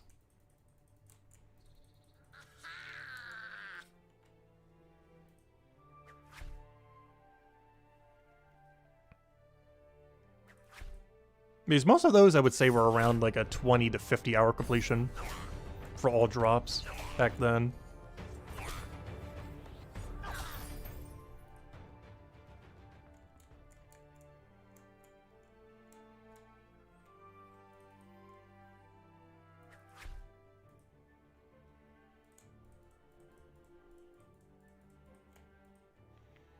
The only thing I could be seen being slightly annoying about combat in that regard, though, is time to kill is going to be pretty similar across, regardless what your level range is. Unless skill tree really starts to diversify that some. And special attacks and everything. Is what how combat skills, your time to kill on a boss at level 200 is going to be very similar to your time to kill at like 1,000. It'll still be quicker at the higher level range, but not much quicker. Like a measurement of seconds. At least until skill tree and special attacks. Which assumably would be in before they added any repeatable boss. I would sure hope so.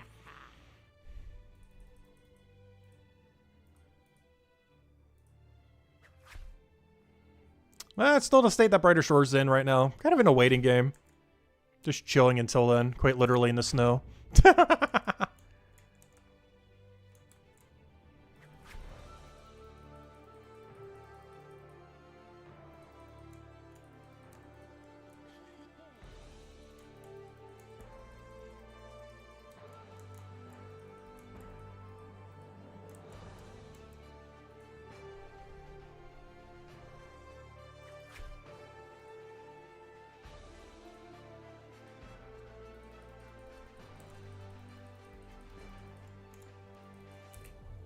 How many more snowballs until we finish this next set? 26? So one full inventory is not going to be enough, but the next set that we turn in after that should be good. Oh, so I gotta go take some of the side rooms we haven't been taking. I feel like we're accumulating so many in those areas. I need to do like a downwards path into that one side room or something. There's a couple of rooms we haven't checked in a good while. This is dead end. Let me go north. I haven't checked these in so long, and then we'll just teleport from that middle section then.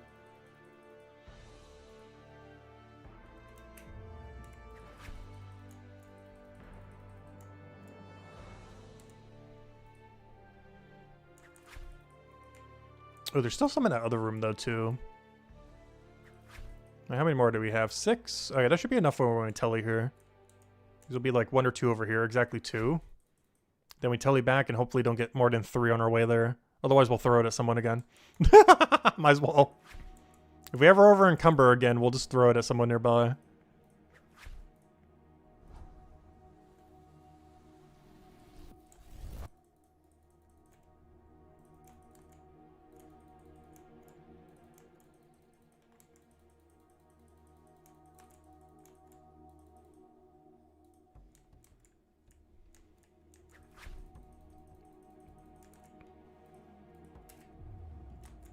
That's about to happen. 1 more snowball. Let's see, does this room have 1 or 2? It should only have 1 or 0. We took it pretty recently. Nope, it does have 2. Okay, time to play. Who do we throw the snowball at? Alright, armed and ready. Throw. Let's see. I don't know, I see a good target. Let's do that person. Though, even though the animation is decent, it doesn't have an animation for the person you hit. That's something they might want to add later. But there's an animation for you throwing it, but there's not an animation for the snowball hitting them. Like, their character doesn't react to the snowball at all.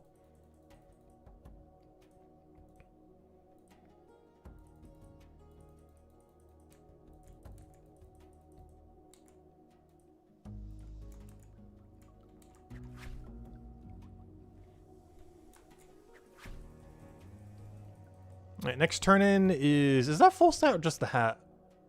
It doesn't actually say what my next reward is here. It does when you talk to him, but it isn't in the quest menu for some reason. I guess they couldn't be bothered to fix the text in both locations, or to have it change in both locations. At least the guy tells you what the next one is. The quest thing, they forgot to add it there, though.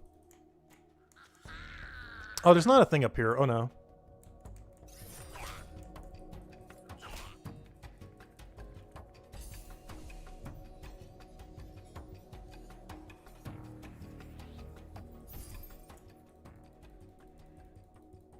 Also, once we fully finish whatever this next color is, we'll go teleport over to Chronopolis and see if we can get our outfit for the final thing.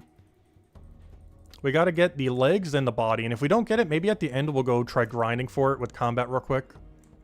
Shouldn't take longer than like 15-20 minutes of combat to go get what I want to try to go get.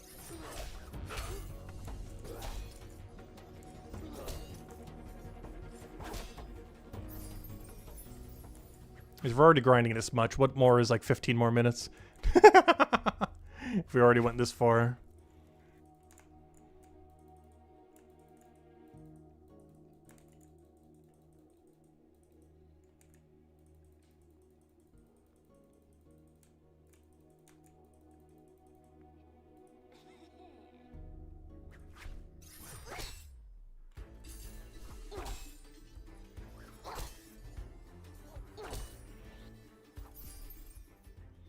So the rooms to the side we already took earlier, but in doing so we didn't take this room. Because I teleported out at the previous room. Oh no, the corner snowballs. If I see only one here, I'm probably not going all the way to the corner, but it's definitely worth it for a double.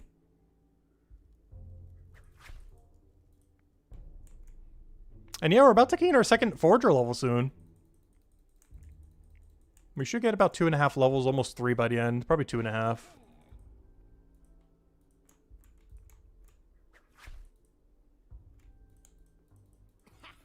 have another snowball right there. I don't think we'll be able to get in time. Oh, especially if I misclick on it. No!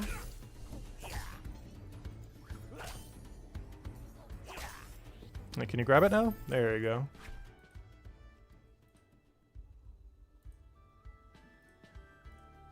That's one thing I wish you could do. Queue actions from the previous room. Like, if you see an object in the next room, I wish you could pre-click it in the room before. Like, I don't mind this whole faded system. I feel like this game gets a lot of complaints about. I actually don't mind at all with how it's, like, connected and everything. And how, like, the next room is faded. But I do wish, like, right now, I could click this and it would cue the action.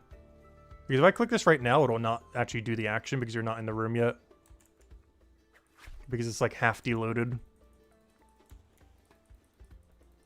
Like, it's visually there, but the interact capabilities are not there. Like this snowball. I wish you could just click on this right now and you'd go to it. But it doesn't work until you're in the room. Even though you can actually actively see it.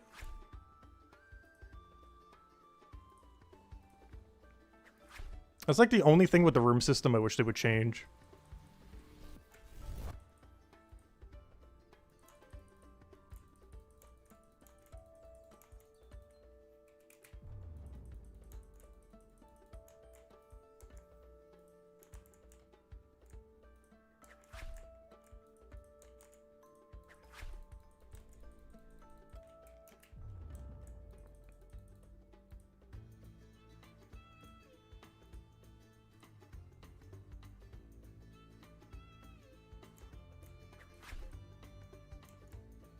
I know, are we going to over-encumber again? Okay, I need to stop throwing at people. I think we're already throwing like 3 snowballs now. I'm wasting all of our progress. Up exactly full. Perfect.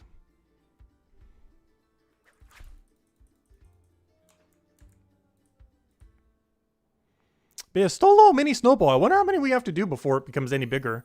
Or maybe they'll do it based on number of days or something. Because if it actually is based on a number, that is concerning how many we're going to need. Because it hasn't grown at all since the start. It is still just as small. Alright, we got orange scarf. Oh, nice. Orange completed. We're working on blue now. Okay, let's go wear orange.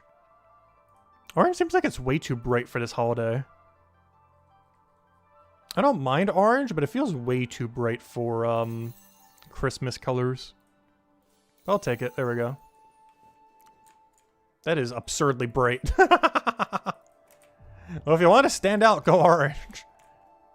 That is mega bright orange. Like, it's not even like a toned down, like, more formal orange. It's just completely in your face. This is orange.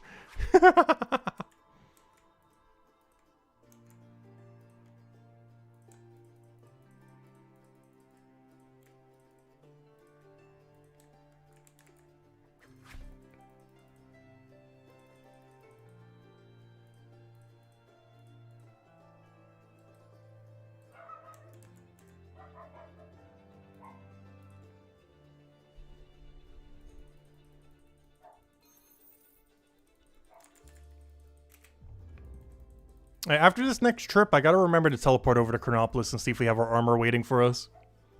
And if not, we'll just do 15 to 20 minutes of combat at the end to go get the outfit I want. Because I really want the cryo armor to go with the top hat and scarf.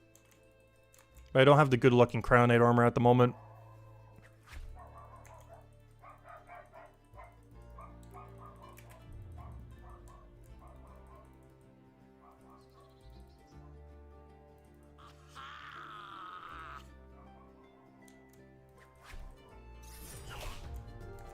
Alright, there's none over there, so I don't need to go up there. But yeah, I gotta stop taking this room as often. I think we gotta make like multiple laps and then come to the wall area. To actually let the snowballs accumulate over here a little. It's not really worth coming here for like 2 balls.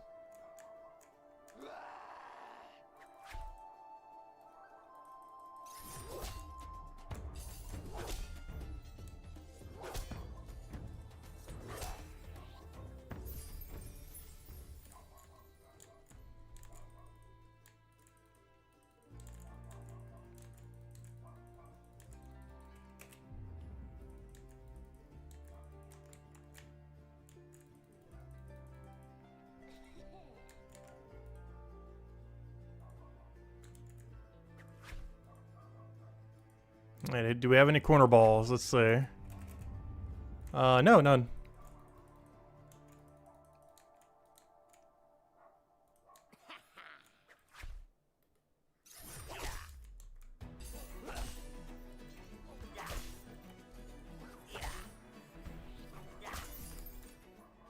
Oh, I forgot to grab the one that was literally right there.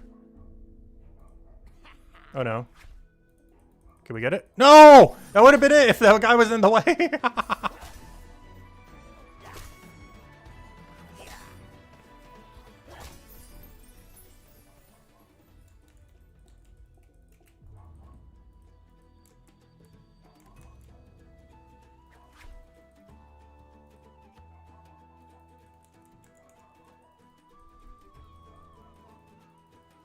Also, one thing we could do too, we could actually cycle all the way over there and then telly back if we wanted to go really wide with it. Hello, grab the thing. There we go.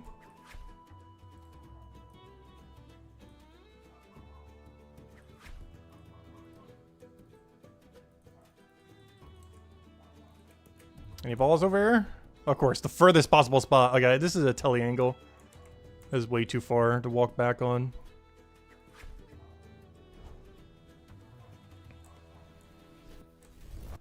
But on the other two accounts, we're just going to slowly chip at this whenever they need a knowledge point.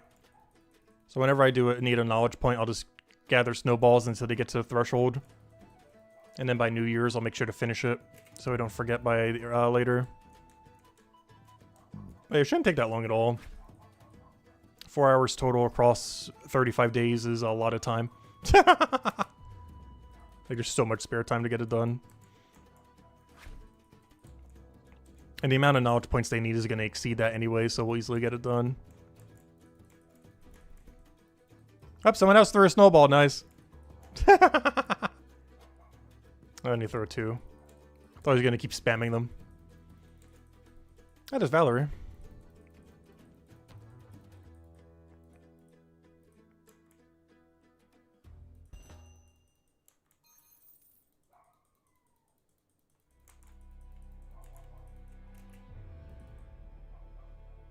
Wait, nothing. Oh, no, there's one right over there.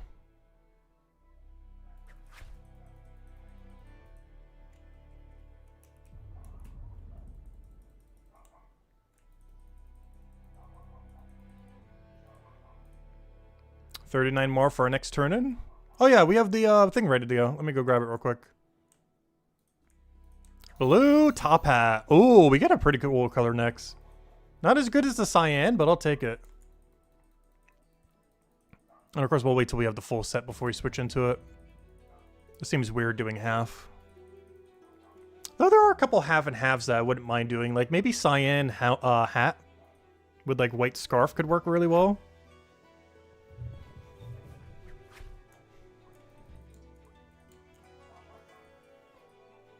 Oh yeah, I meant to after this turn in to go teleport over to the other thing. Let me do that after this turn in.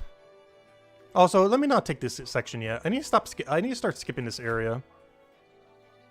Until we can go there for like 5 snowballs, I don't think it's worth. And to cycle all the other streets until we get enough. Like do the other cycle like 3 times. And then after about 3 times we go check check that area then.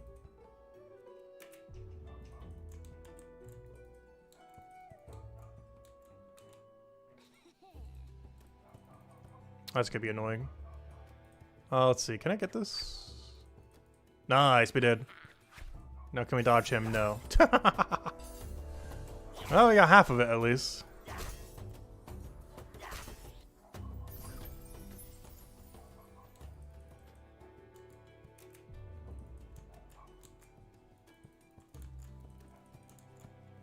So where are all my balls at? Why do I feel like I'm forgetting a room that has like 10 balls in it right now?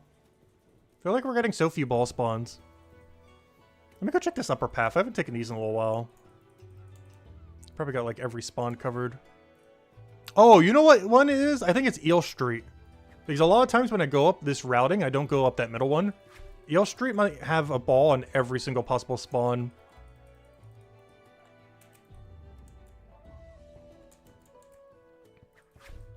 Let me grab this and backtrack into it.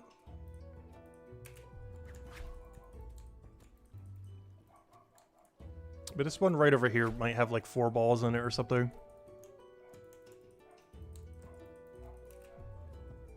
Let's see. Yep, 4. Not sure how many it can have, but probably max capacity. It's one of the few rooms we've been missing. Yeah, let me turn in right here and see if we can go get our armor. I think it's been 30 minutes since we last checked.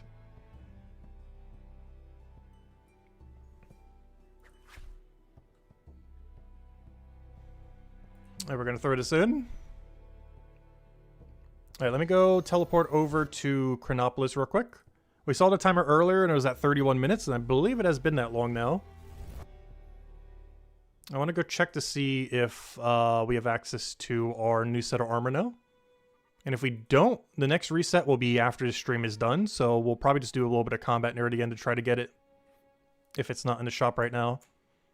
There's a very specific pair of legs and body that I want to get, regardless of what tier it is. Even if it's tier 1. There's like, what, 8 to 10 rolls here, so we have a decent chance of getting it. Okay, we got the body, we did not get the legs. I guess we'll buy the body then. We can also buy some better boots if I want to here, though they're pretty expensive. Probably not worth the upgrade. It's almost like 1 gold for it, I don't think that's worth. But for the sake of having it, yeah, we do go for the body here. It should be the good one, isn't it? I forgot all the bodies that you can get for Cryonite. I'm not sure if this is one of them. It's better than what we have now, right? Should be. Let's hope so. Equip. Oh yeah, it's better in every regard. I'm pretty sure this is the one. Trade, sell. But yeah, they don't have a, they don't have the legs I want, unfortunately, though. Because I don't believe those are the ones. Let me go recolor the ones I have now, though. Though I'm gonna have to go there again afterwards anyways. Let me see. Let me untransmog the body. Let me see if this actually is the one. Untransmog. Default. Yeah, I think that is the one. I would just need to go recolor it, of course. And these legs are not the one, right? Let's see.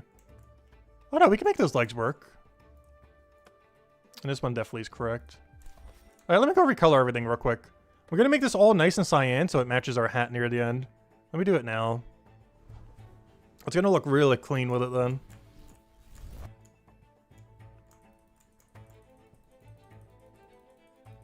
Alright, let me go recolor all this. Let me unequip it. Oh yeah, the hands too. Are these the right ones? Let's see. Ooh, okay, there we go. Alright, let's go get all this recolored. Let's see. Unequip, unequip. Unequip, unequip. Honestly, might as well do this too. Not using the shield much, but if it does come into play, might as well have it also be the right color.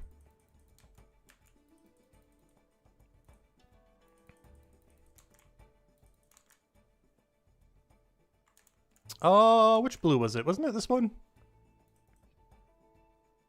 Was it Azure or... I'm pretty sure it was Mist. I have to forget, it's been so long.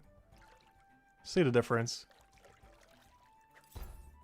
This one is Mist. Oh, not what I wanted. And this one is the Azure.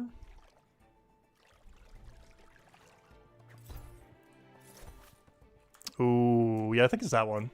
I don't know, we'll double check when we get the hat. But let me go color them all now. And we'll see if that matches the scarf and the other thing then. I believe this is the one.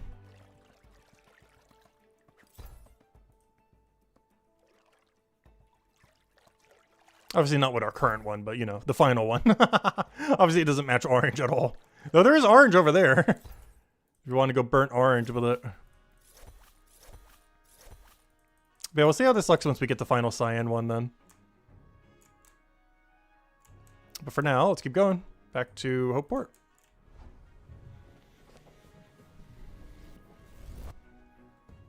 But yeah, yay, we don't need to do combat at the end of stream.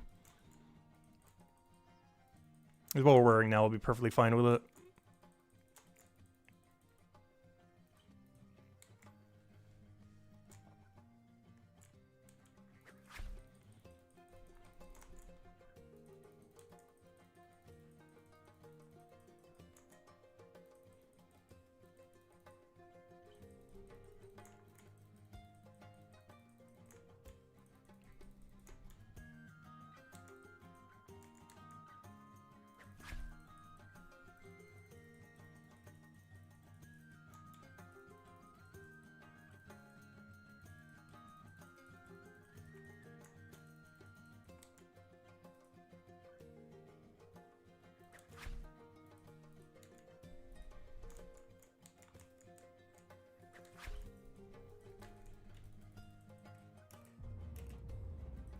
Right, nothing over there. Good to go.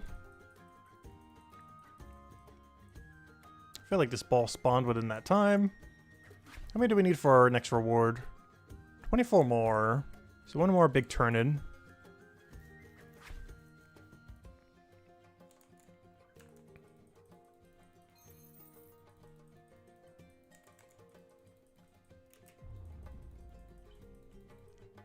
Let's see, what's the highest person at right now? The highest person is at 3,452.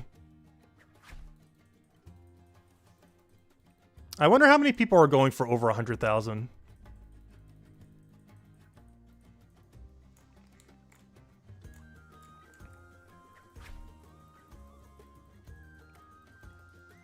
Because that's over a dozen hours a day of basically doing nothing but snowball. Until the event is done.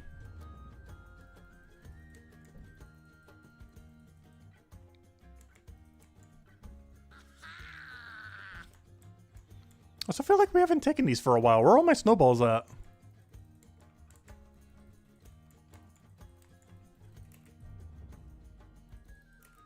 Like, I literally only got one in 3 rooms. After not taking them for like 2 to 3 laps.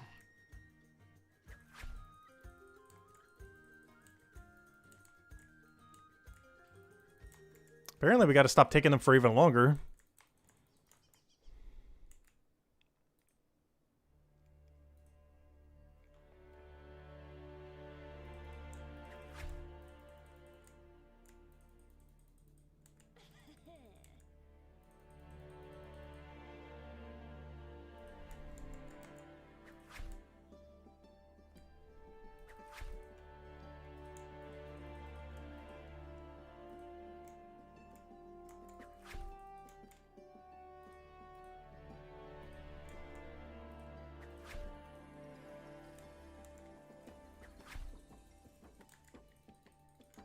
Now, this will allow us to do a nice U-turn back into the other room.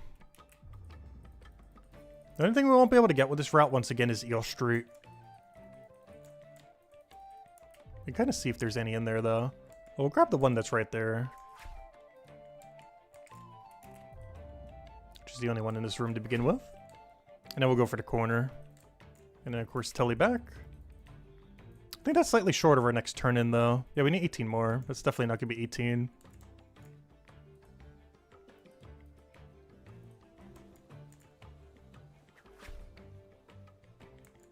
And I believe that's next color completed. That should be blue completion.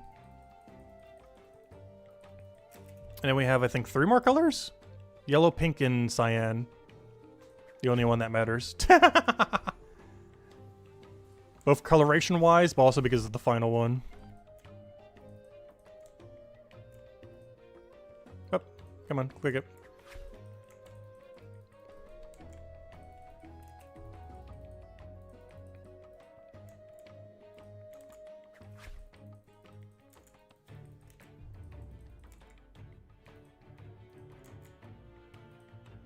That room really piled up.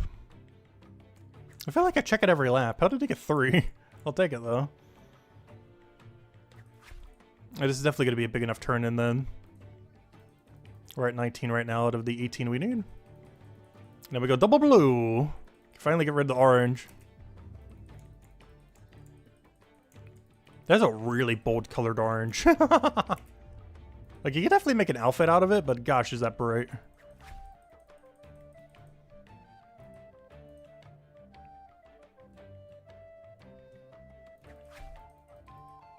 And let me turn it over here so I can talk to him immediately.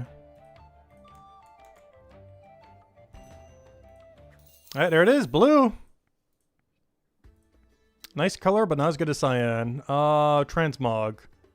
No, wrong thing. Transmog. Blue hat. If we can get to it and all this mess, there we go. They're definitely going to need a sorting system or something for that soon. We're starting to get so many hats that they're going to need it. There we go. Yeah, blue doesn't quite go with the cyan, but it will by the time we hit the final one. We'll get there eventually. Yeah, I believe we only have 3 colors left, which means 600 more snowballs. We gotta double check. Because we're at blue right now. We are here. And there's only pink, yellow, and cyan. which means I need 380 more snowballs. All right, let's keep going. 380 more and we're done. At least on this account. Because I'm definitely not going for leaderboard.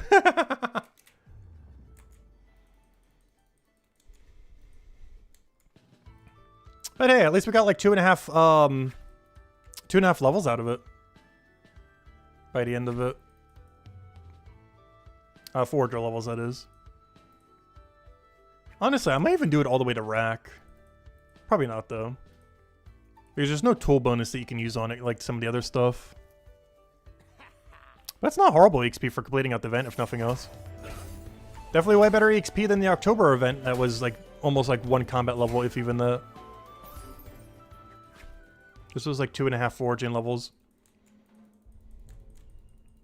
Maybe even closer to 3. And if you're pre-200, it's like 10 to 12 levels for Forager.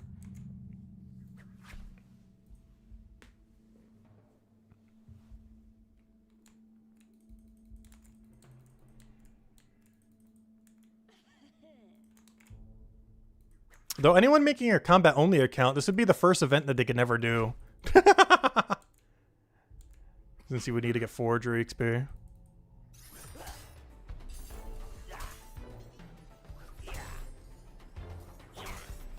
So good afternoon, Rocket. Welcome, welcome.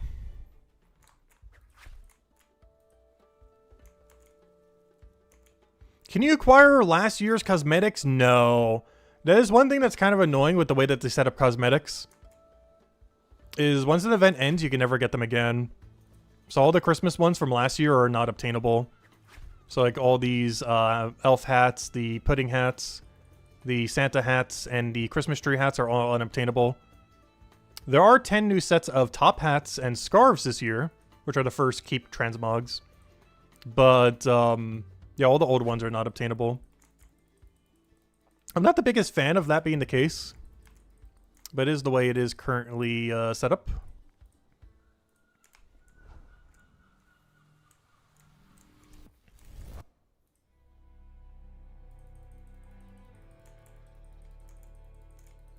And this is the first time ever that they have done a second event for something, but the old cosmetics don't come back. This is the second Christmas event, the only one to receive a second one so far. But yeah, all the other ones are not obtainable, which we already knew in the past, but yeah, none of the old ones are obtainable.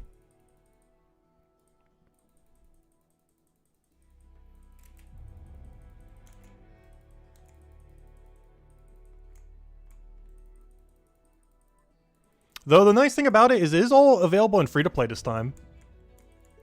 This is the first event since last year's Christmas event that all of it's in free-to-play.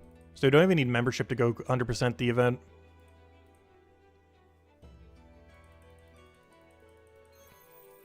Because both the Halloween and Easter one required Chapter 3 and 4. But this one's all in Chapter 1.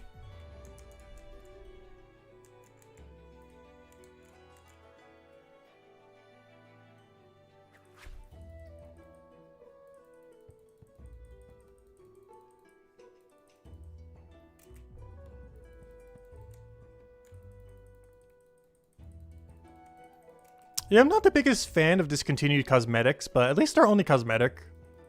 It's not like they're giving any stats or anything. And there are definitely going to be plenty of new cosmetics in the future, that's for sure. Like, since the launch, in 1 year, they've already done like 100 new cosmetics. Just from holidays alone. That's before they even have any in-game mechanics for it. Like boss transmogs for items and stuff like that.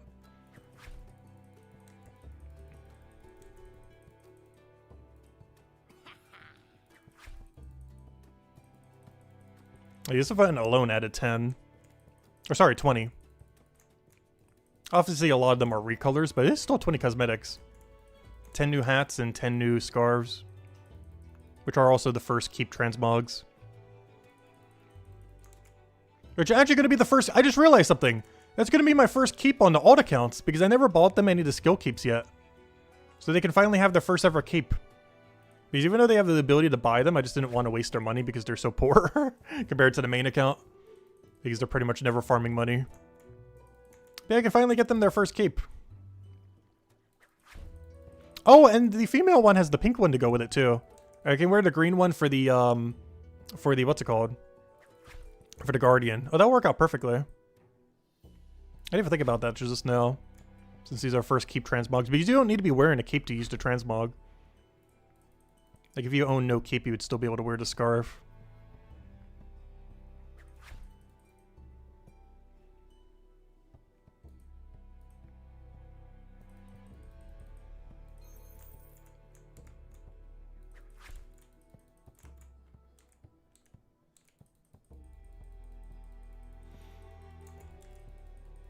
The way that cosmetics work in this game is they're not tradable. So when they're discontinued, they're like really discontinued. Because even though this game has discontinued rares, they're not tradable ever. So you can't ever cash them in or anything. Yeah, I'm still really looking forward to PvP, PvM, other stuff coming to this game. They've already mentioned they're going to be adding dungeons.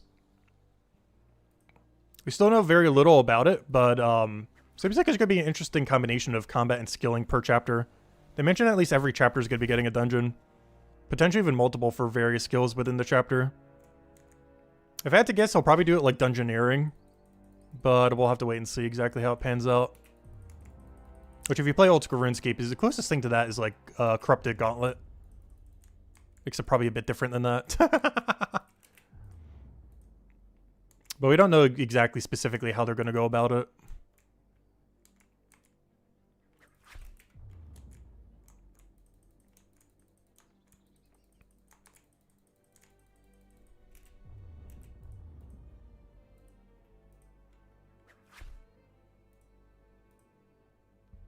Because of course, first they still have to flesh out the combat system. We still got to get skill tree. We still got to get special attacks, all that.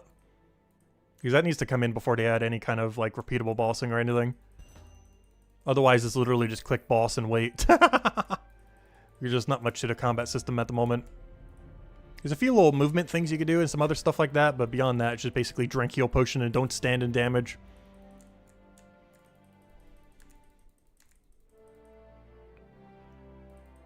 Oh, our next hat is ready. I was like, I gotta be careful. We're getting really close to over-encumbering on knowledge points. Alright, talk to this guy. Oh, we got the pink one! But yeah, this is the third to last color. We only have 5 more cosmetics to unlock. We're almost there. So close, yet so far. I think we can get it within the next hour, hour and a half. It's a little under 4 hours for event completion.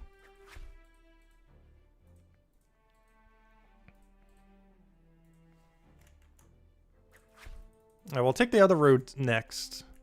You know what? Aw. Yeah, I want to grab this. Let me get this out of the way. Grab this one. And then we take the far road on the next set. Because by now there should be at least like 6 snowballs over there. Oh, wait. We got a respawn over here. Okay, so it does seem like they immediately respawn once you take one. There's like X amount of snowballs that can be spawned. And then once you take one, it spawns the other thing. What is the Detect Aura spell? It's mostly just used for some things for the detective skill. I wish it would break down the stats of the enemies, but it basically just shows elemental weakness. So right now it shows that they're weak to blue. Or, sorry, it shows that they are blue. It doesn't even show their weakness then, it just shows what typing they are. Like it shows that they're a blue enemy. But it doesn't really do that much. It's mostly just used for mechanic and detective skill in Chapter 4. I really wish they would make it how Stat Spy works. Or not Stat Spy, what is the thing? Monster Examine works in their previous game. Where it gives you a detailed list of all their stats, their weaknesses, everything else related to it. It currently does not do that. But I hope at a high detective level sometime in the future it will. Basically just give you like a full, almost like wiki page of the stats and everything of the enemy that you're fighting. It doesn't currently do that, but I'm really hopeful that it eventually does. Because right now it basically just shows what element they are. And beyond that, it's used for activity when you're doing detective. Whenever you're doing investigations, you got to use it occasionally. But as far as using it outside that context, there isn't much of a use case for it at the moment. But if it ever gets upgraded, it could be really useful for checking things without needing to check the wiki.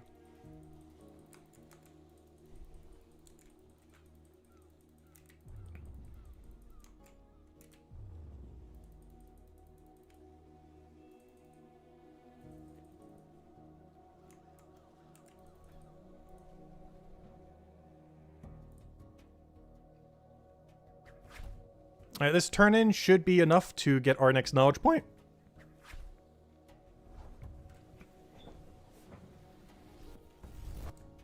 And then we'll dump that into Stonemason as we have been. We pretty much gained, on top of the 2.5 or 3 Forager levels that we gained, we also gained pretty much a whole Stonemason level. Just from the knowledge from this. On all accounts, I'll be using that for their passives. But on our main, that's basically a whole post-200 level. I like that this is actually giving competent XP. It's still worse than efficient Forager, but it's not bad.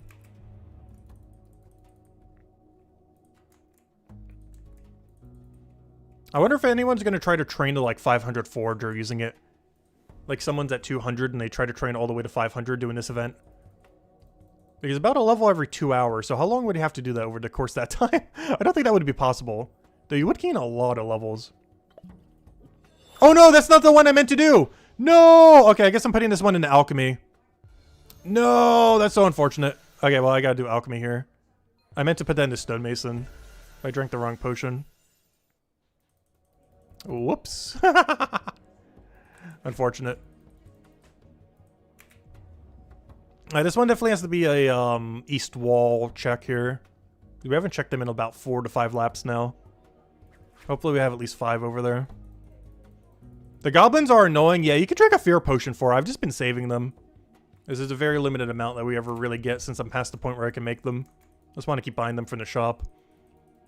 But, yeah, drinking a fear potion before you go in there would be highly advised. And having it on your potion belt, ideally, so it doesn't keep snowball space. But I've been mostly just trying to dodge them and everything. It also helps a lot with the thieves as well.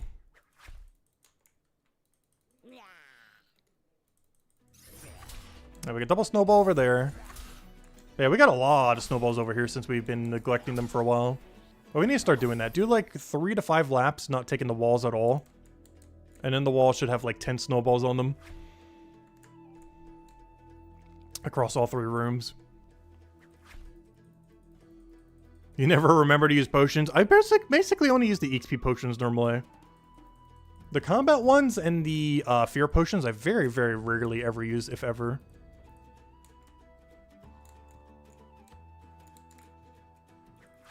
Because you always want to be using those potions at bare minimum for your knowledge points whenever you dump XP into something. Because regardless what chapter you're in, as long as you throw an XP potion into whatever the respective chapter is, you'll get XP for it.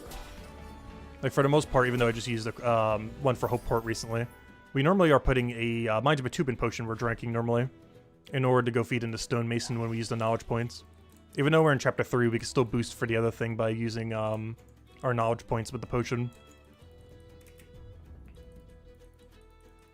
But it's always worth doing it for that. Beyond that, I haven't really been using potions much. And if it is, it's just the XP potions where applicable. Because there's a lot of instances where drinking a potion doesn't really get you that much more XP. Like if you're doing an activity that has no downtime, drinking an XP potion doesn't actually get you really any more XP. Even though it's 5%, the time that you have to do to drink the potion can of course be used to actually gather resources. Oh wow, that snowball we actually saw spawn right in front of us. Interesting, we haven't seen that yet. So unless an activity actually has downtime, between the amount of knowledge points you're missing out on and just the XP of actually just training it actively, it's normally about the same rate drinking a 5% compared to not drinking one at all. It's only when you start drinking the higher potions where they really start getting a lot of effect.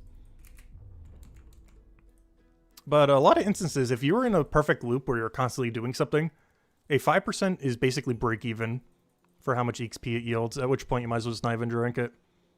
There are a lot of activities that have downtime, like mining, for example, where it is always worth using a 5% because there's actively downtime normally in between the cycle, which you can use to drink the potion for free.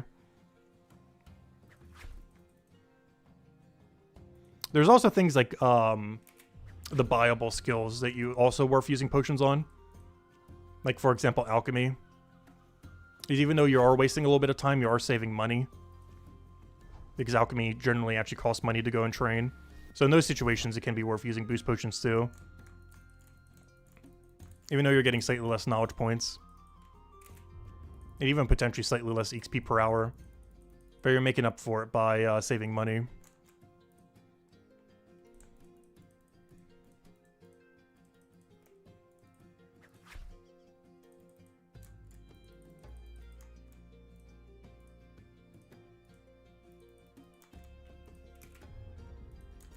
was gonna say, no snowballs in this room? I was hoping there'd be at least one. There it is. Oh, no, there it is. It's hiding from me. It's hiding behind a tree. Alright, let me go check these side rooms. I feel like I haven't taken it in a while. Also, I was gonna say, how close are we to our next objective? We're about to hit it right now. I think this is pink scarf. I guess we're going pink now. Oh no, we got an error. Oh no! We got error spam. Wait, how do you get past that? It's got a billion errors. How do I... I'm clicking escape. Unread messages, press escape key below. I'm clicking it and it's not working. That's weird. Alright, let me just log out real quick maybe. Or did you have to restart to get rid of that? I can't remember. It won't even let me open it though. I'm clicking escape and it won't let me bring up the error messages thing. We got like a billion of them when we got pink scarf. Did it actually even give me pink scarf? Okay, it did. Right, let me go change over to pink then. We got full pink. And yeah, we only have 2 colors left. We only got yellow and the one that matters, cyan, the final one. There we go, we got pink. Yeah, let me try relogging real quick. I might have to full restart the game though. Let me see. If I log real quick, does that get rid of the message thingy? No. Alright, 1 second, let me restart. 1 moment, black screen of the abyss. Alright, this should fix it. Alright, there we go.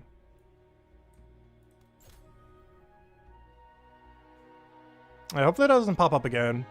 But yeah, we'll finally be able to go get these guys a cape. Neither of them are wearing a cape at the moment. Also, they have all the requirements now to go do all quests. If we go check real quick. The only 2 they don't have done is Blade of Spores, which I believe is 66 Forager, which they have. I sure hope because that's what I got them both to. But I'm pretty sure it's 66. And then the other one that I don't have them completed yet is Battle Fortune Hold, which is 55 Merchant and 50 Leatherworker, which both of them end up getting. So yeah, they're good to go and to go get it. So I need to go complete out those 2 quests and the Christmas event over the next, like, month. They already got all the requirements for it. Anyways, back to main account. Where were we? Back to snowball hunting.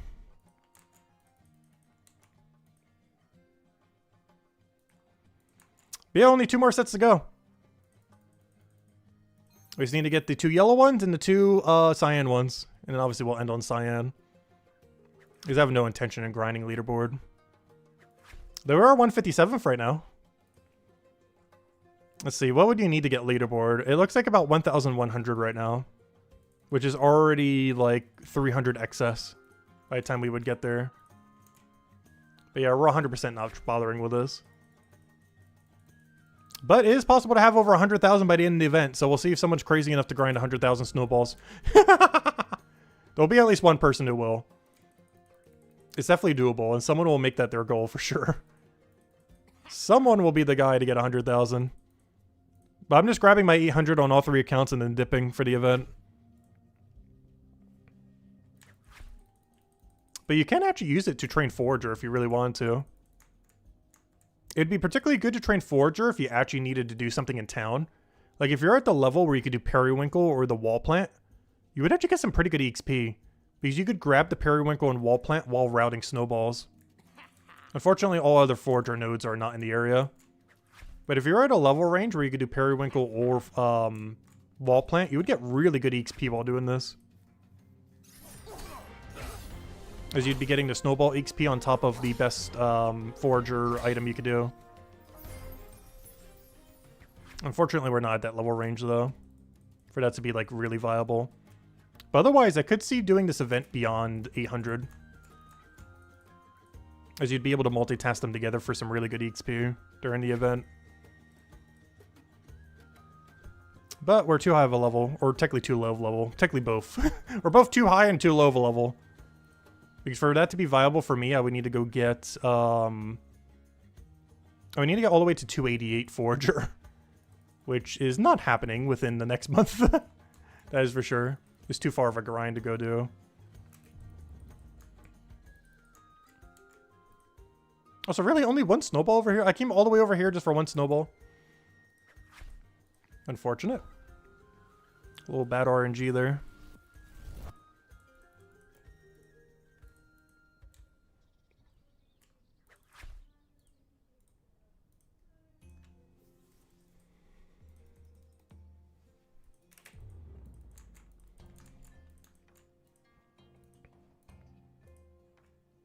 Oh, so we haven't taken this room in a while. Only 1. Yeah, 150 foragers today? Nice. Yeah, pre-level 200. This is like 3 levels an hour, I believe. Like somewhere around there. It's like 2 to 3 levels an hour. I think closer to 3. It's not that bad. Like 2.5, 3 forager levels per hour. Pre-200. Like, it's pretty much a legitimate training method. A little bit slower than doing actual methods, but given that there's no tool that works for it, it's not that bad.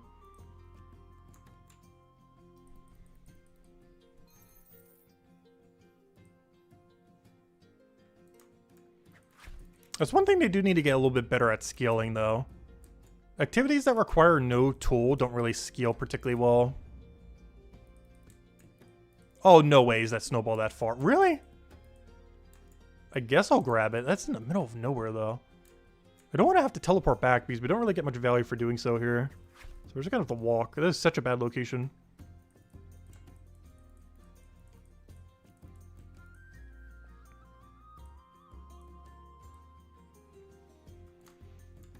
Alright, you know what? Let's go down this road. We haven't been here in a little while. Should be like 3 here. Only 1. Where are all my snowballs at? What room am I forgetting to take? There's like 1,000 snowballs in it right now. We gotta take the side road. We don't take this one as often. There's like one room hogging up like 6 snowballs or something somewheres. You're on your last set now? Nice. Yeah, we're getting there. We still don't have either piece of yellow yet. I think next turn in is? Yeah, next turn in is first piece of yellow. Then we just need 3 more. And then we got to do it all again 2 more times, but that'll be off stream, obviously. We're just doing on the main account on stream. But off stream, that'll be the main way to get knowledge over the next 3 weeks, 4 weeks. Technically, the event's lasting for 5 weeks, but they'll have it done by then. No snowball in here? Really? Oh, teleport angle. Wow, this is a really bad turn in. Maybe we go to a wall area or something. I have no clue where all my snowballs are hiding right now. There's like none.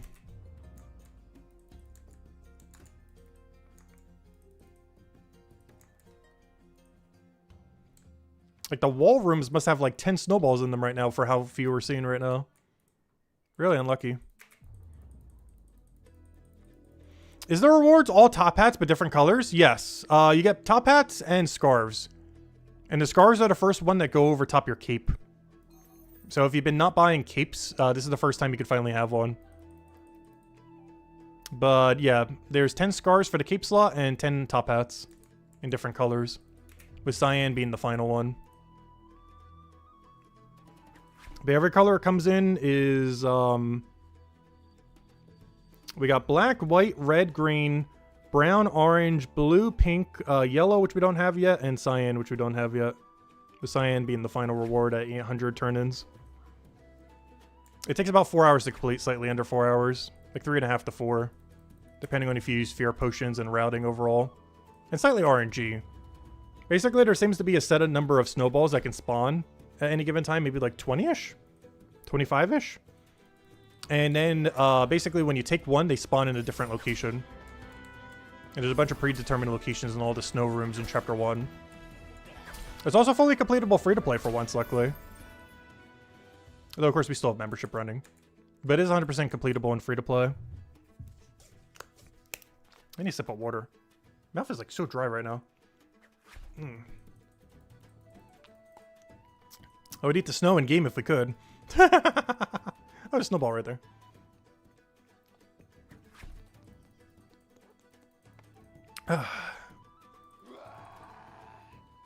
Who's he gonna get me? No, he got me in the corner! Also, all this time we didn't take these rooms and there's only 1 over here. I think we only got 4 this whole area. This area just really does not seem worth it. But now I'm still curious. Where are all my snowballs at then? There still has to be some kind of side room I'm forgetting to check or something.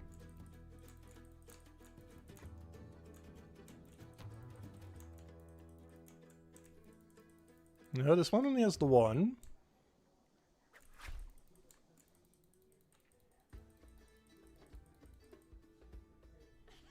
Hope we get Brighter Shores version of Party Hats one of these years. They do have a spoiler of Party Hats in the game currently.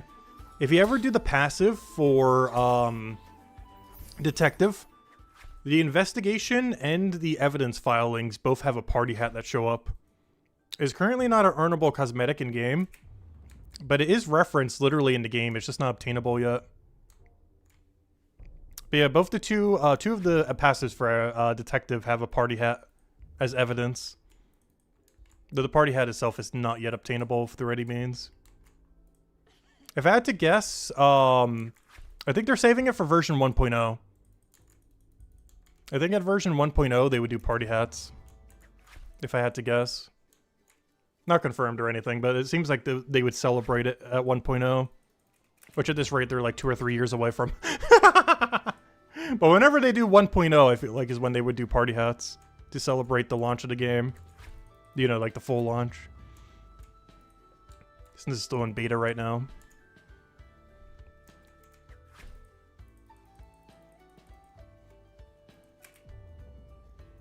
Alright, here were some of the snowballs, gosh. Every spawn except the one over there. Guess I didn't take this room for a little while. Because normally I'm pretty good about checking this one.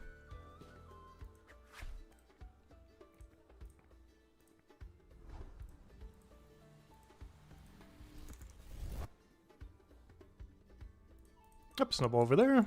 Oh, I'm about to over encumber again. No! Okay, I definitely don't get to check the side room here, unfortunately.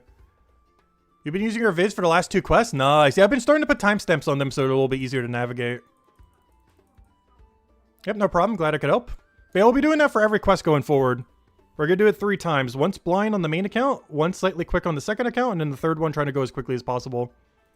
And we'll do that for every quest going forward. As my other 2 accounts have all quests completed now. Or at least the requirements for it. Once they complete out this Christmas event and the other thing, they'll be good to go. So by the time the new quest comes out in January 12th, we'll be good to go. If you're trying to prepare for it, make sure to get level 70 in all Chronopolis skills.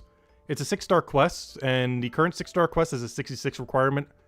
So having 70 in all 3 of them is just the best way to go, just to make sure you can do it. Might be even higher than that, but at least 70 in all 3 Chronopolis skills is highly advised.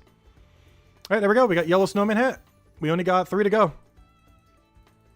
I just need yellow scarf, and then cyan. And then we're just going to permanently be wearing cyan for a while. Because it matches Cryo Knight gear so well. A little bit earlier to stream, I ended up switching over to it and painted it and everything. So when we get the cyan hat, it matches it perfectly.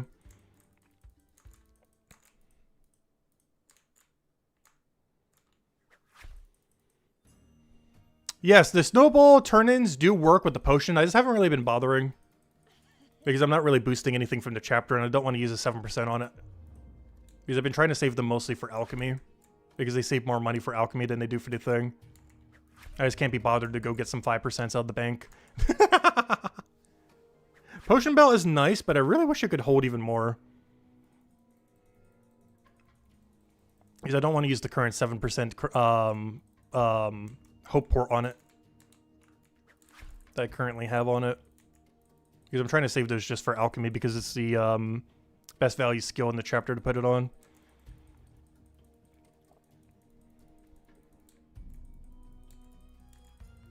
The other alternative is when we do a big turn-in near the end. We could drink a 7% or 8% and then put it into it.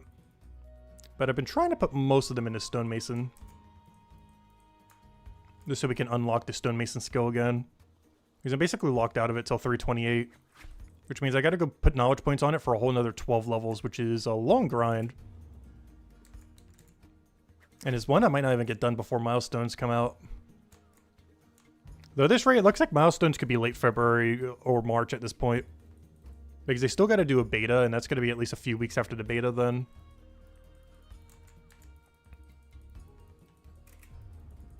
And with them taking off basically until January 12th. Or technically until early January, but the next piece of content we know is Chronopolis at January 12th. So there's a good chance we don't get milestones till probably March. Because the beta will be in February. And then they'll probably release it sometime in March. So we got a good while before we have to deal with the milestone stuff. Milestones in general should be about a 10 to 20% EXP buff across the line. They're likely still keeping most of the current EXP curve. But it'll be a lot more filled out, so you won't have to go as long with a bad activity when training skills. But it's probably not going to be anything too insane. I don't expect it to be more than about 20%. If even that high.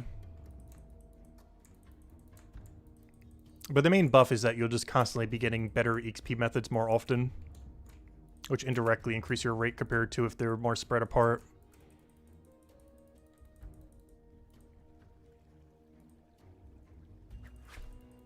Also, bounty tasks would help a lot too with that. Like, for example, fishing bounty board's going to be right here at some point.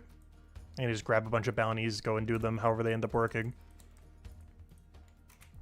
Also, seems like a good majority of bounties you're only going to be able to take one of, kind of like how Detective is, where you can only take one and you have to complete it. Combat bounties are also likely going to be like that, basically being like Slayer task in a sense, stuff like that.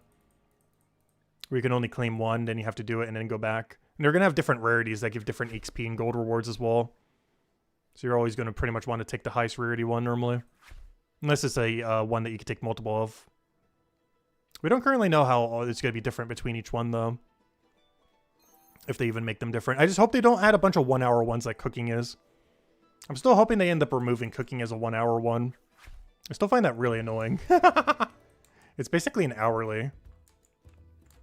Which I generally just skip as well as many people. But I'll probably stop unskipping it once they add the rarity tiers to it. Because then it'll be kind of worth checking just to see if you get a high rarity one. And then just doing like the 2 highest rarity ones. Also, the lowest rarity one could be good too. One thing they confirmed with the bounties for cooking is the lowest tier one, you don't actually have to even leave the chef room. The very lowest tier of a chef bounty, you just turn it into the chef and you don't have to deliver it. So those might actually be really good. Since they get rid of all the delivery time and you just turn it into the guy. So even though they're lowest rarity one, they might actually almost be better than the next rarity up. Just because you don't actually have to deliver it.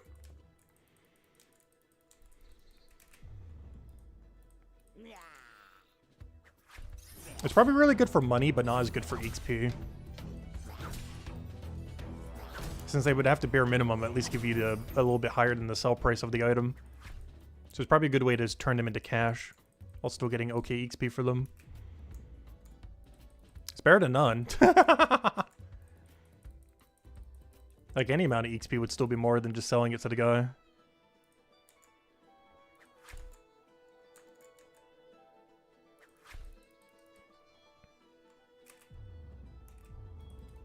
How many more snowballs do we need for this one? Alright, we're on the final set of hats. We're pretty much there. As soon as I teleport back, we will be on the final tier, the Cyan. And then we just have to turn in like, what, 100 snowballs or whatever it was? 80, whatever the threshold is. I think it's 80. So we only got like 100 balls to go. And then I got to do it later on both the other 2 accounts, but that's a later issue. That also means we completed out the event in a little under 3.5 hours. So if you were using fear potions, you might actually be able to do it if you do it really efficiently within like 3 hours.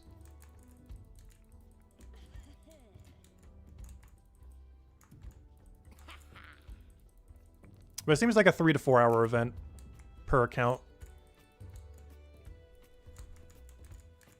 And then if you want to keep going, you can for XP and for leaderboard if you want to.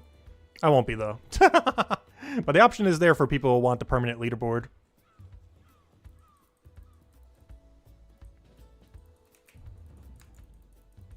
The only leaderboards I really care about in this game will probably be boss leaderboards when they come out. We probably will do a guide on every boss as well as top 20 for every boss, at least for Iron Man. I'm not sure if we'll try to compete for the overall top 20. But we might. My only concern with overall top 20s is botting is probably going to be a lot more common on them. Because you might have to compete with bots if they're not good about banning them. Whereas no bot is going to bother doing it on an Iron Man account. Because then they can't cash out their funds at the end.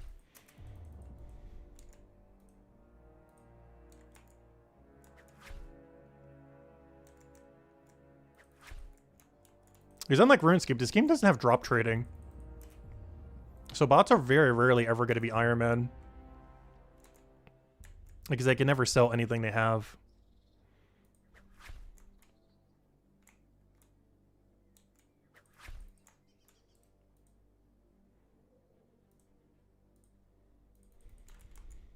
And by Iron Man, I mean Lone Wolf. Same difference.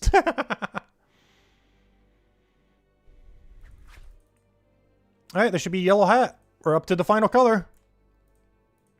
The next tier of colors is the final one. Let's go put on the yellow. And the set after this one, and then we're done. Which should be about 80 more balls then. Which is like 4 more laps or so. Maybe 5 if we get some unlucky ones. Oh, where's my keep? Alright, there we go. And then the final, next one is the final one that matters. The only one that matters. Because that's going to look so clean with Cryonite. The top hat with this scarf and everything else. I almost want to go cyan and white with it. I might switch it out once we get the hat and see what it looks like. We'll switch to double cyan once we get the scarf as well.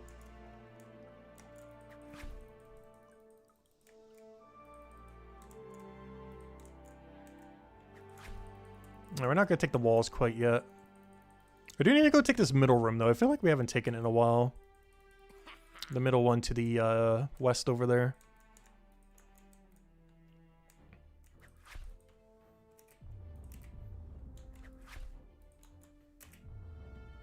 Oh, this one's not as far, luckily.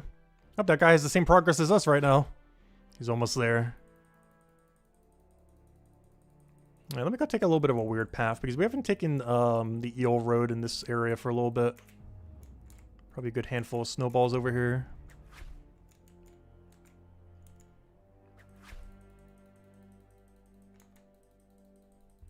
And of course, if you don't mind wasting them, you can also throw them at people, the snowballs.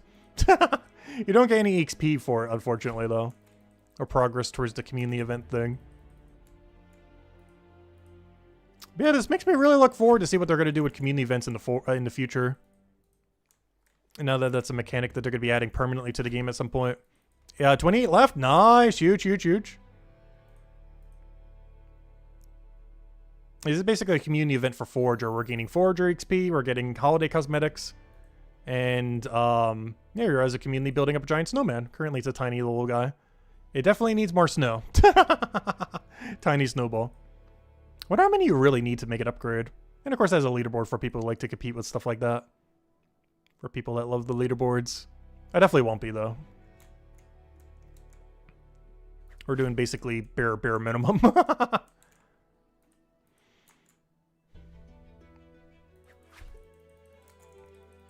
How many more balls is it?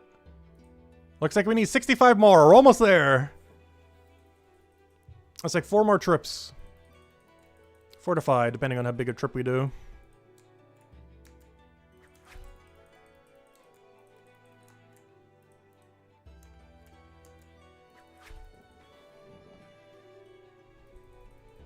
Oh yeah, you also get the money from it too, which is nice. You get money for it, you get XP for it, and you get knowledge for it. It basically covers all the bases.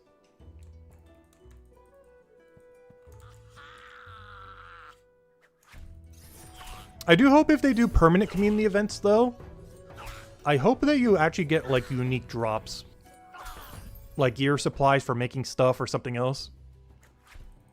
I don't mind temporary ones just being purely cosmetic, though. So you have a cosmetic to kind of show that you completed out a given event.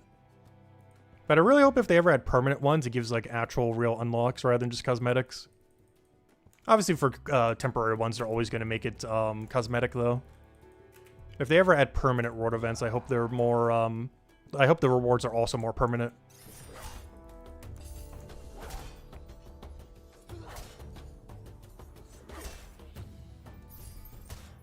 Like things you can actually utilize, maybe some kind of new resource that you only get from that activity. I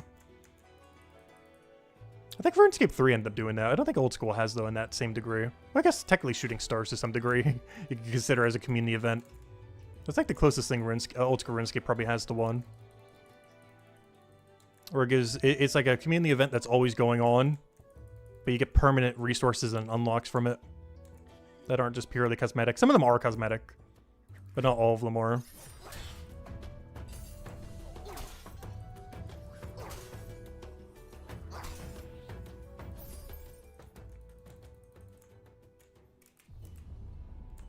Good, there's no snowball over there. That's such an annoying alleyway. It's so long for how much it doesn't lead anywhere. I hope there's a quest there at some point or something. Because that's just in the absolute middle of nowhere.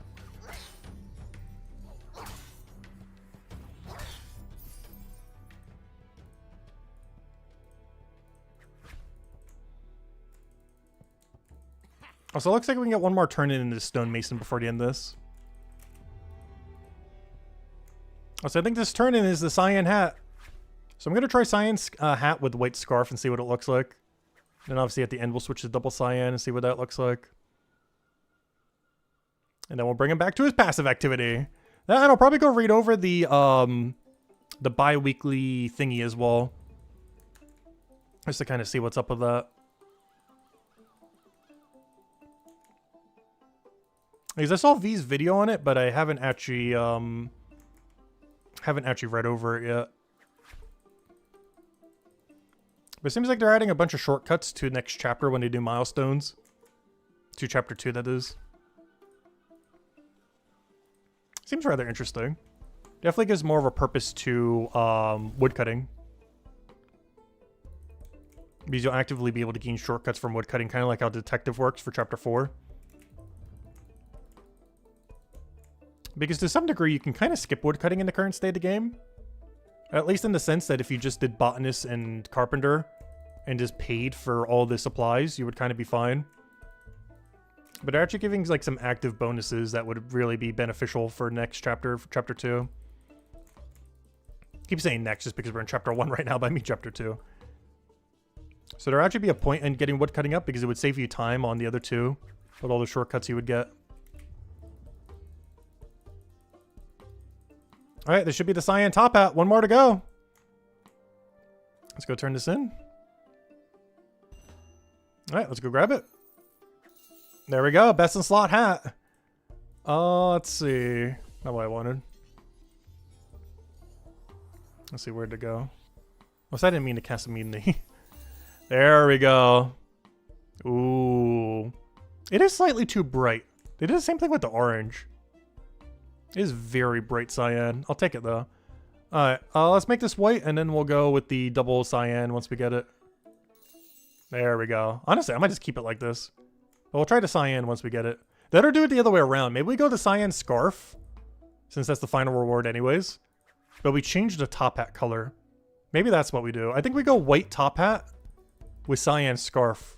Like the inverse of what we're wearing now. Though the white scarf, it still reminds me of the gnome scarf. I can't look at this and not think old school RuneScape gnome scarf. It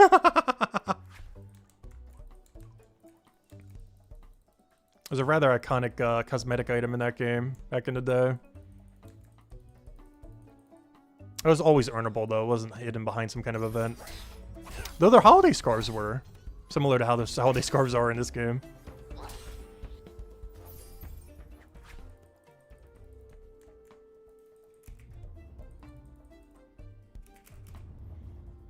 Alright, nothing over there again. Let me take the side road. I feel like we haven't taken Eel Road in a while.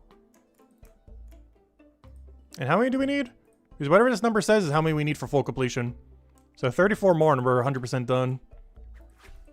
So at this point, I go turn in like 10 and then we just get a full inventory of 24 and we're done. I guess we'll overshoot it a little bit though.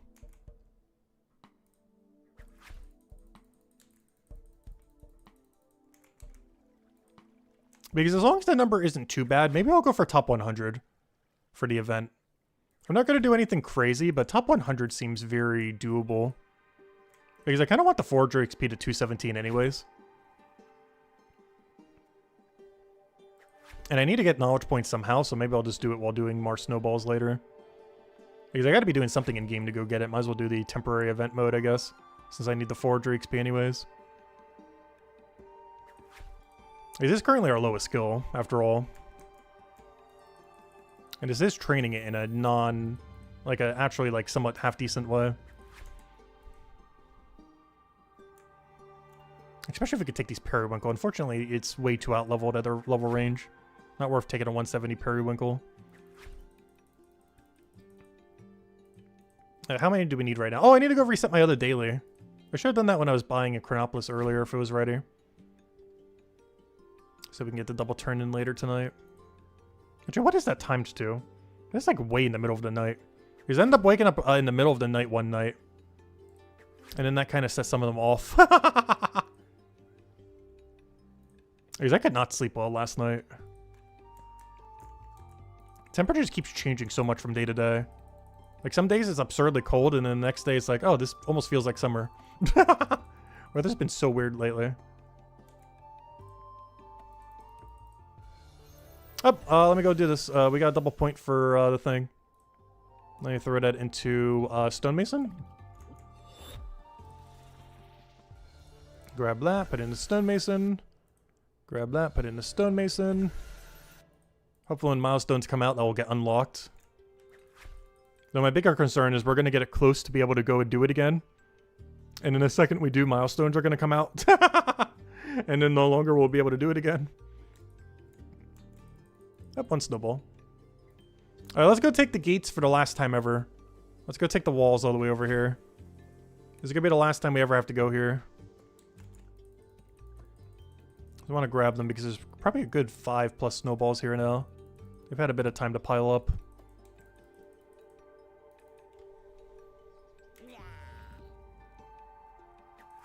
Let's see, we got one. Right, it's not looking good. We only have one so far. And the middle room looks like it has 0. But yeah, you really got to go a while before they really start piling here. There's 1 there, 0 here, and 3 here. So we only got 4. Guess it could have been worse. That's not too bad, I guess. We only got 4 out of coming here. Not great, not awful though.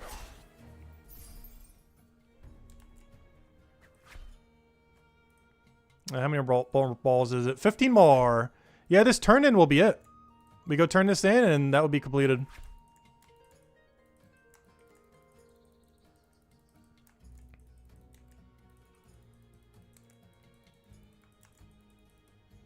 Oh, you know what would be a funny number to go for? If we do want to do this activity a little bit more, I should try to get 69th place. Since it will permanently show up on our profile, we should go get 69. That'd be a really funny number to go for. Maybe I'll try doing that with all the temporary events. We got to be the person who tries to get 69. Rank 69, not 69 turn-ins, of course, because we're way beyond 69 already. But rank 69. That we can do.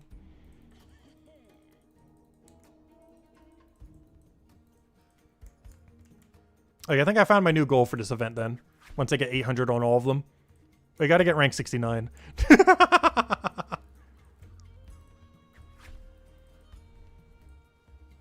That's even better than top 20.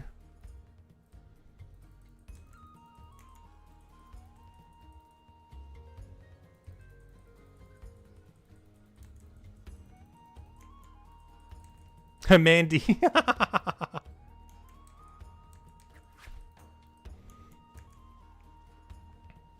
No particular number. Or no reason. It's just a nice number. A very nice number. Alright, it should be enough. But yeah, off stream we'll grind for the other 2, and I guess off stream maybe we'll go for 69. I'm not sure yet. But I don't know, I might go for it. I want to see what rank we are if we overshoot slightly here. Because I should shoot up a lot once we hit 801 for the people that did bare minimum 800. Because 800 is all you have to do. So our number should shoot up like crazy if we got like 810, 820. I want to see about where that puts us. Also, oh no, we're dropping to like top 50 right now. It keeps going down. Alright, let me go turn this in. And it should be event completed. At least for 1 of 3 accounts. And what rank does that put us at? Yeah, we immediately moved to 106 just for overshooting 800 slightly. Because everyone's just doing like slightly above. So if you got to like 850, it'd probably be like 50th place. Yeah. Like already at 900, you'd be like 50th. But anyways, let me go talk to this guy. Let me get the final reward. I don't have any more reward for you, but if you keep bringing more snow, I'll add it to the leaderboard score. There we go. Oh, this is not going to do the quest completed sign? Oh, I didn't have a pop-up. We got scammed. We didn't get a quest completed pop-up. There it is. Cyan Scarf. Alright, now the thing I want to see is what does Cyan's scarf look like with like different top hats? Honestly, you know what I want to go do? Wait, let's go bring the crow. Wait. What does it look like with crow? Oh yeah, we didn't get a black scarf, did we? Let's see. There we go. No, let's see what it looks like with top hat. I might actually be wearing that though. Let's see, we got pink, yellow, blue, orange, formal, green, red, white, and black. I feel like the white looks pretty clean. White with cyan scarf. Black didn't look too bad either. I think my biggest issue is I don't like the red stripe. I prefer the ones that don't have a red stripe on them. So I think I'm liking white the most with it. And it matches the armor pretty well as well. But you know we gotta go the bird hat. Even if it clashes a little. There we are. This is our new appearance for a while. The bird with the cyan scarf. There we go. Alright, let's go bring him to his AFK activity. Actually, let me go take the daily real quick too. Go to Chronopolis real quick. Maybe go do a quick bounty run since we have a setup for it right now. Let's do a quick bounty run. Let's go and get him to his AFK activity. And then we'll go and read over the leak real quick.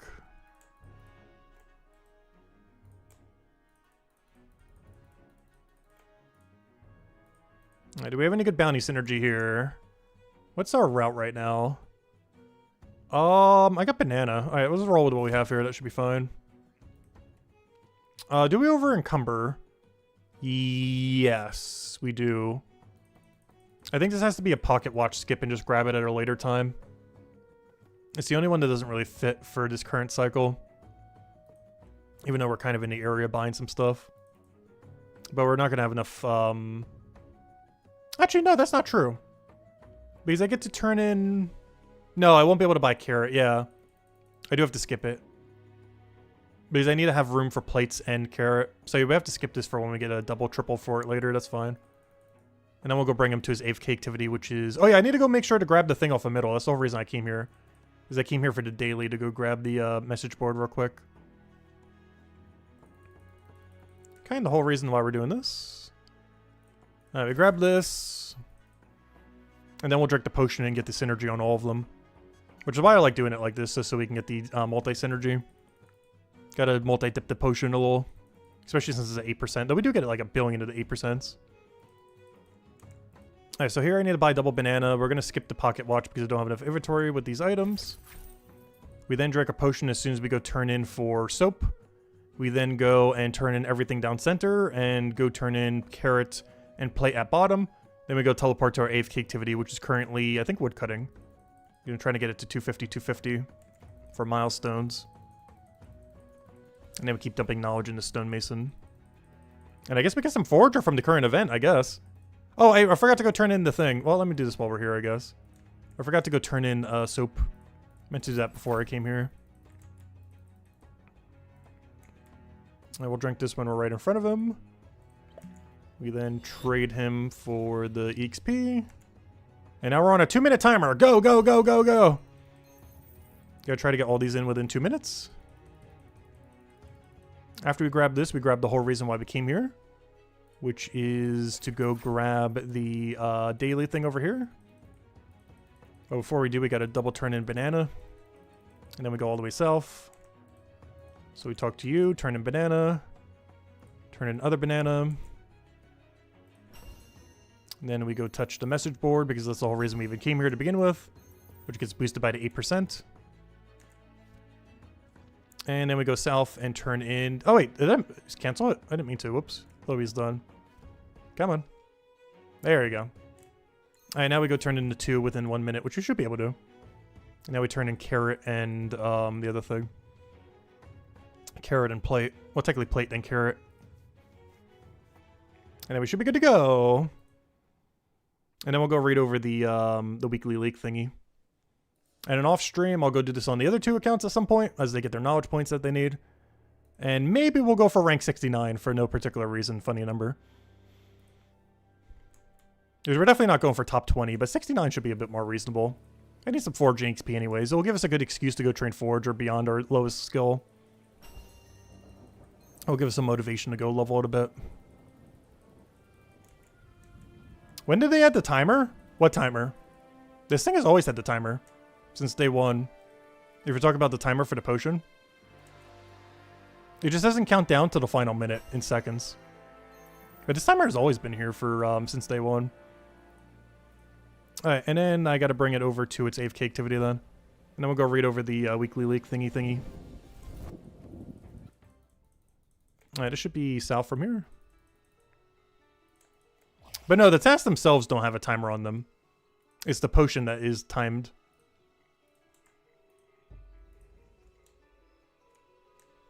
No, no tasks have any timers on them. Every bounty you could just do whenever. Okay, let's go end it with reading over the weekly leak, I guess. If you guys have any other questions or anything you want me to go over, let me know. So, Broider Leak 25. This, of course, came out a week earlier, though with how their schedule normally is, we read these generally the week after. But anyways, the Broider Leak, number 25. Welcome to the 25th edition of the Broider Leak. It looks like everyone enjoyed their time as part in the maintenance crew in our latest quest. Good job to all your you newbies out there for making it back in one piece. Over the last 4 nights, most of the team continue to work hard to get the Milestones update ready for a beta test early next year. So that assumes January. I was assuming earlier February, but it could be January. You never know. Though early next year could technically mean March. At the same time, Rod and Paul are working on creating more quests for you to enjoy. And James B. Lewis and James T. I think I got 2 James. Worked on the Christmas 2025 event. I won't be going over everything that every single specific person's going. I just want to read this milestone thing right here. So, it's time for some details on... gosh, I can't see that without saying, thinking, it's TV time from that one Deltarune thing. It's time for some details on the changes to the woodcutter and carpenter professions. Coming to the Milestones update. Please make carpenter less awful. For woodcutter, we are adding teak trees. Oh yeah, they're adding teak and mahogany. They're basically doing the same thing that they did for their previous MMO, where they're going to be using teak and mahogany planks for construction. Literally the exact same they did for, well, technically builder in this game, but the same thing that they did in their previous MMO, which I find really funny. Especially since we had to do that some for sailing as well, since it used a bunch of new trees for that. But anyways, they're adding teak trees, which are used to make teak planks for the carpenter skill, which will be available at Milestone 0. We are adding mahogany trees, which are used for the mahogany planks in the carpenter skill, and are unlocked by reaching Milestone 1. We are adding cypress trees, which are used to make pufferfish boxes in the carpenter, and are unlocked by reaching Milestone 2.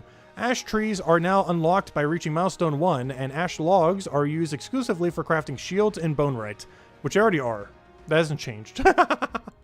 They're saying that as if it's used for something else, but that is literally all they're used for currently. New shortcuts are being added to Hope Forest, which each shortcut being blocked by a different kind of bramble, which you would need a woodcutting level for. Each woodcutting milestone you reach unlocks 1 new bramble for 10 total shortcuts then, if that's the case. Or that's 9, unless they're doing it for 1 each new one. So either 9 or 10 shortcuts that you would unlock from that then. Passive woodcutting now uses new special trees instead of using the same trees as active woodcutting. The new species are hornbeam, elder, aracacia, linden, and maple. Every single one of those, except for maple, I have never heard before. The appearance of ash trees is being adjusted to make their leaves the correct shape. We are shifting and replace various trees in Hope Forest to make space for all these new trees. Gosh, the place could be crowded still, though.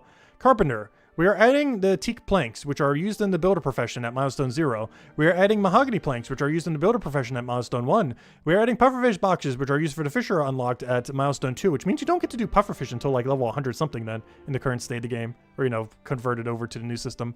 Passive carpenter items are being adjusted to be made from the new kind of branches, those new 5 ones.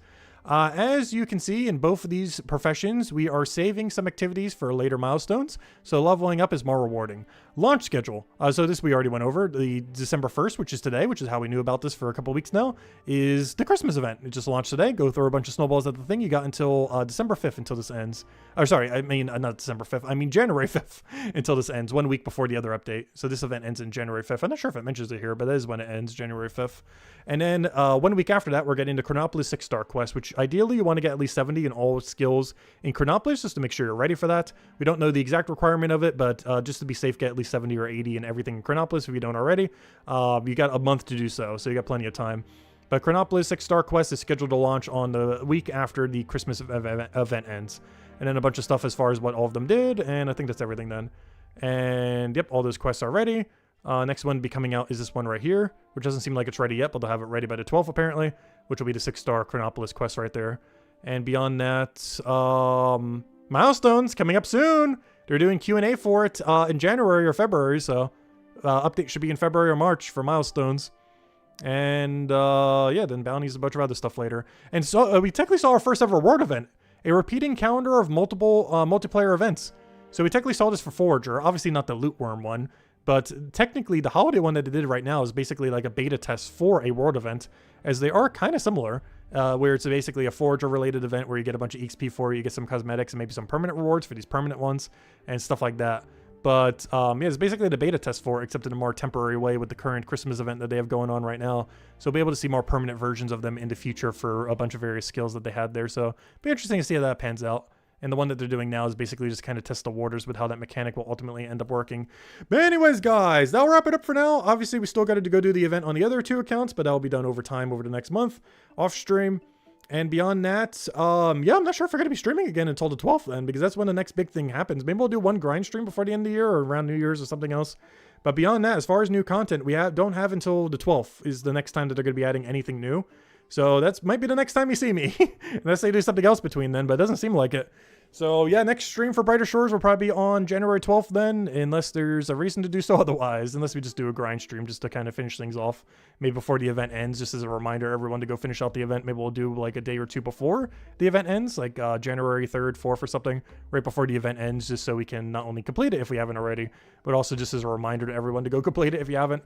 Though it only takes like 3-4 hours, so it doesn't take that long to go and complete. But anyways, guys, that'll wrap it up for now. I hope you all have a wonderful holiday, wonderful Christmas, wonderful New Year's, and I will see you guys, I guess, in 2026 then. Goodbye, everyone, and thanks for watching.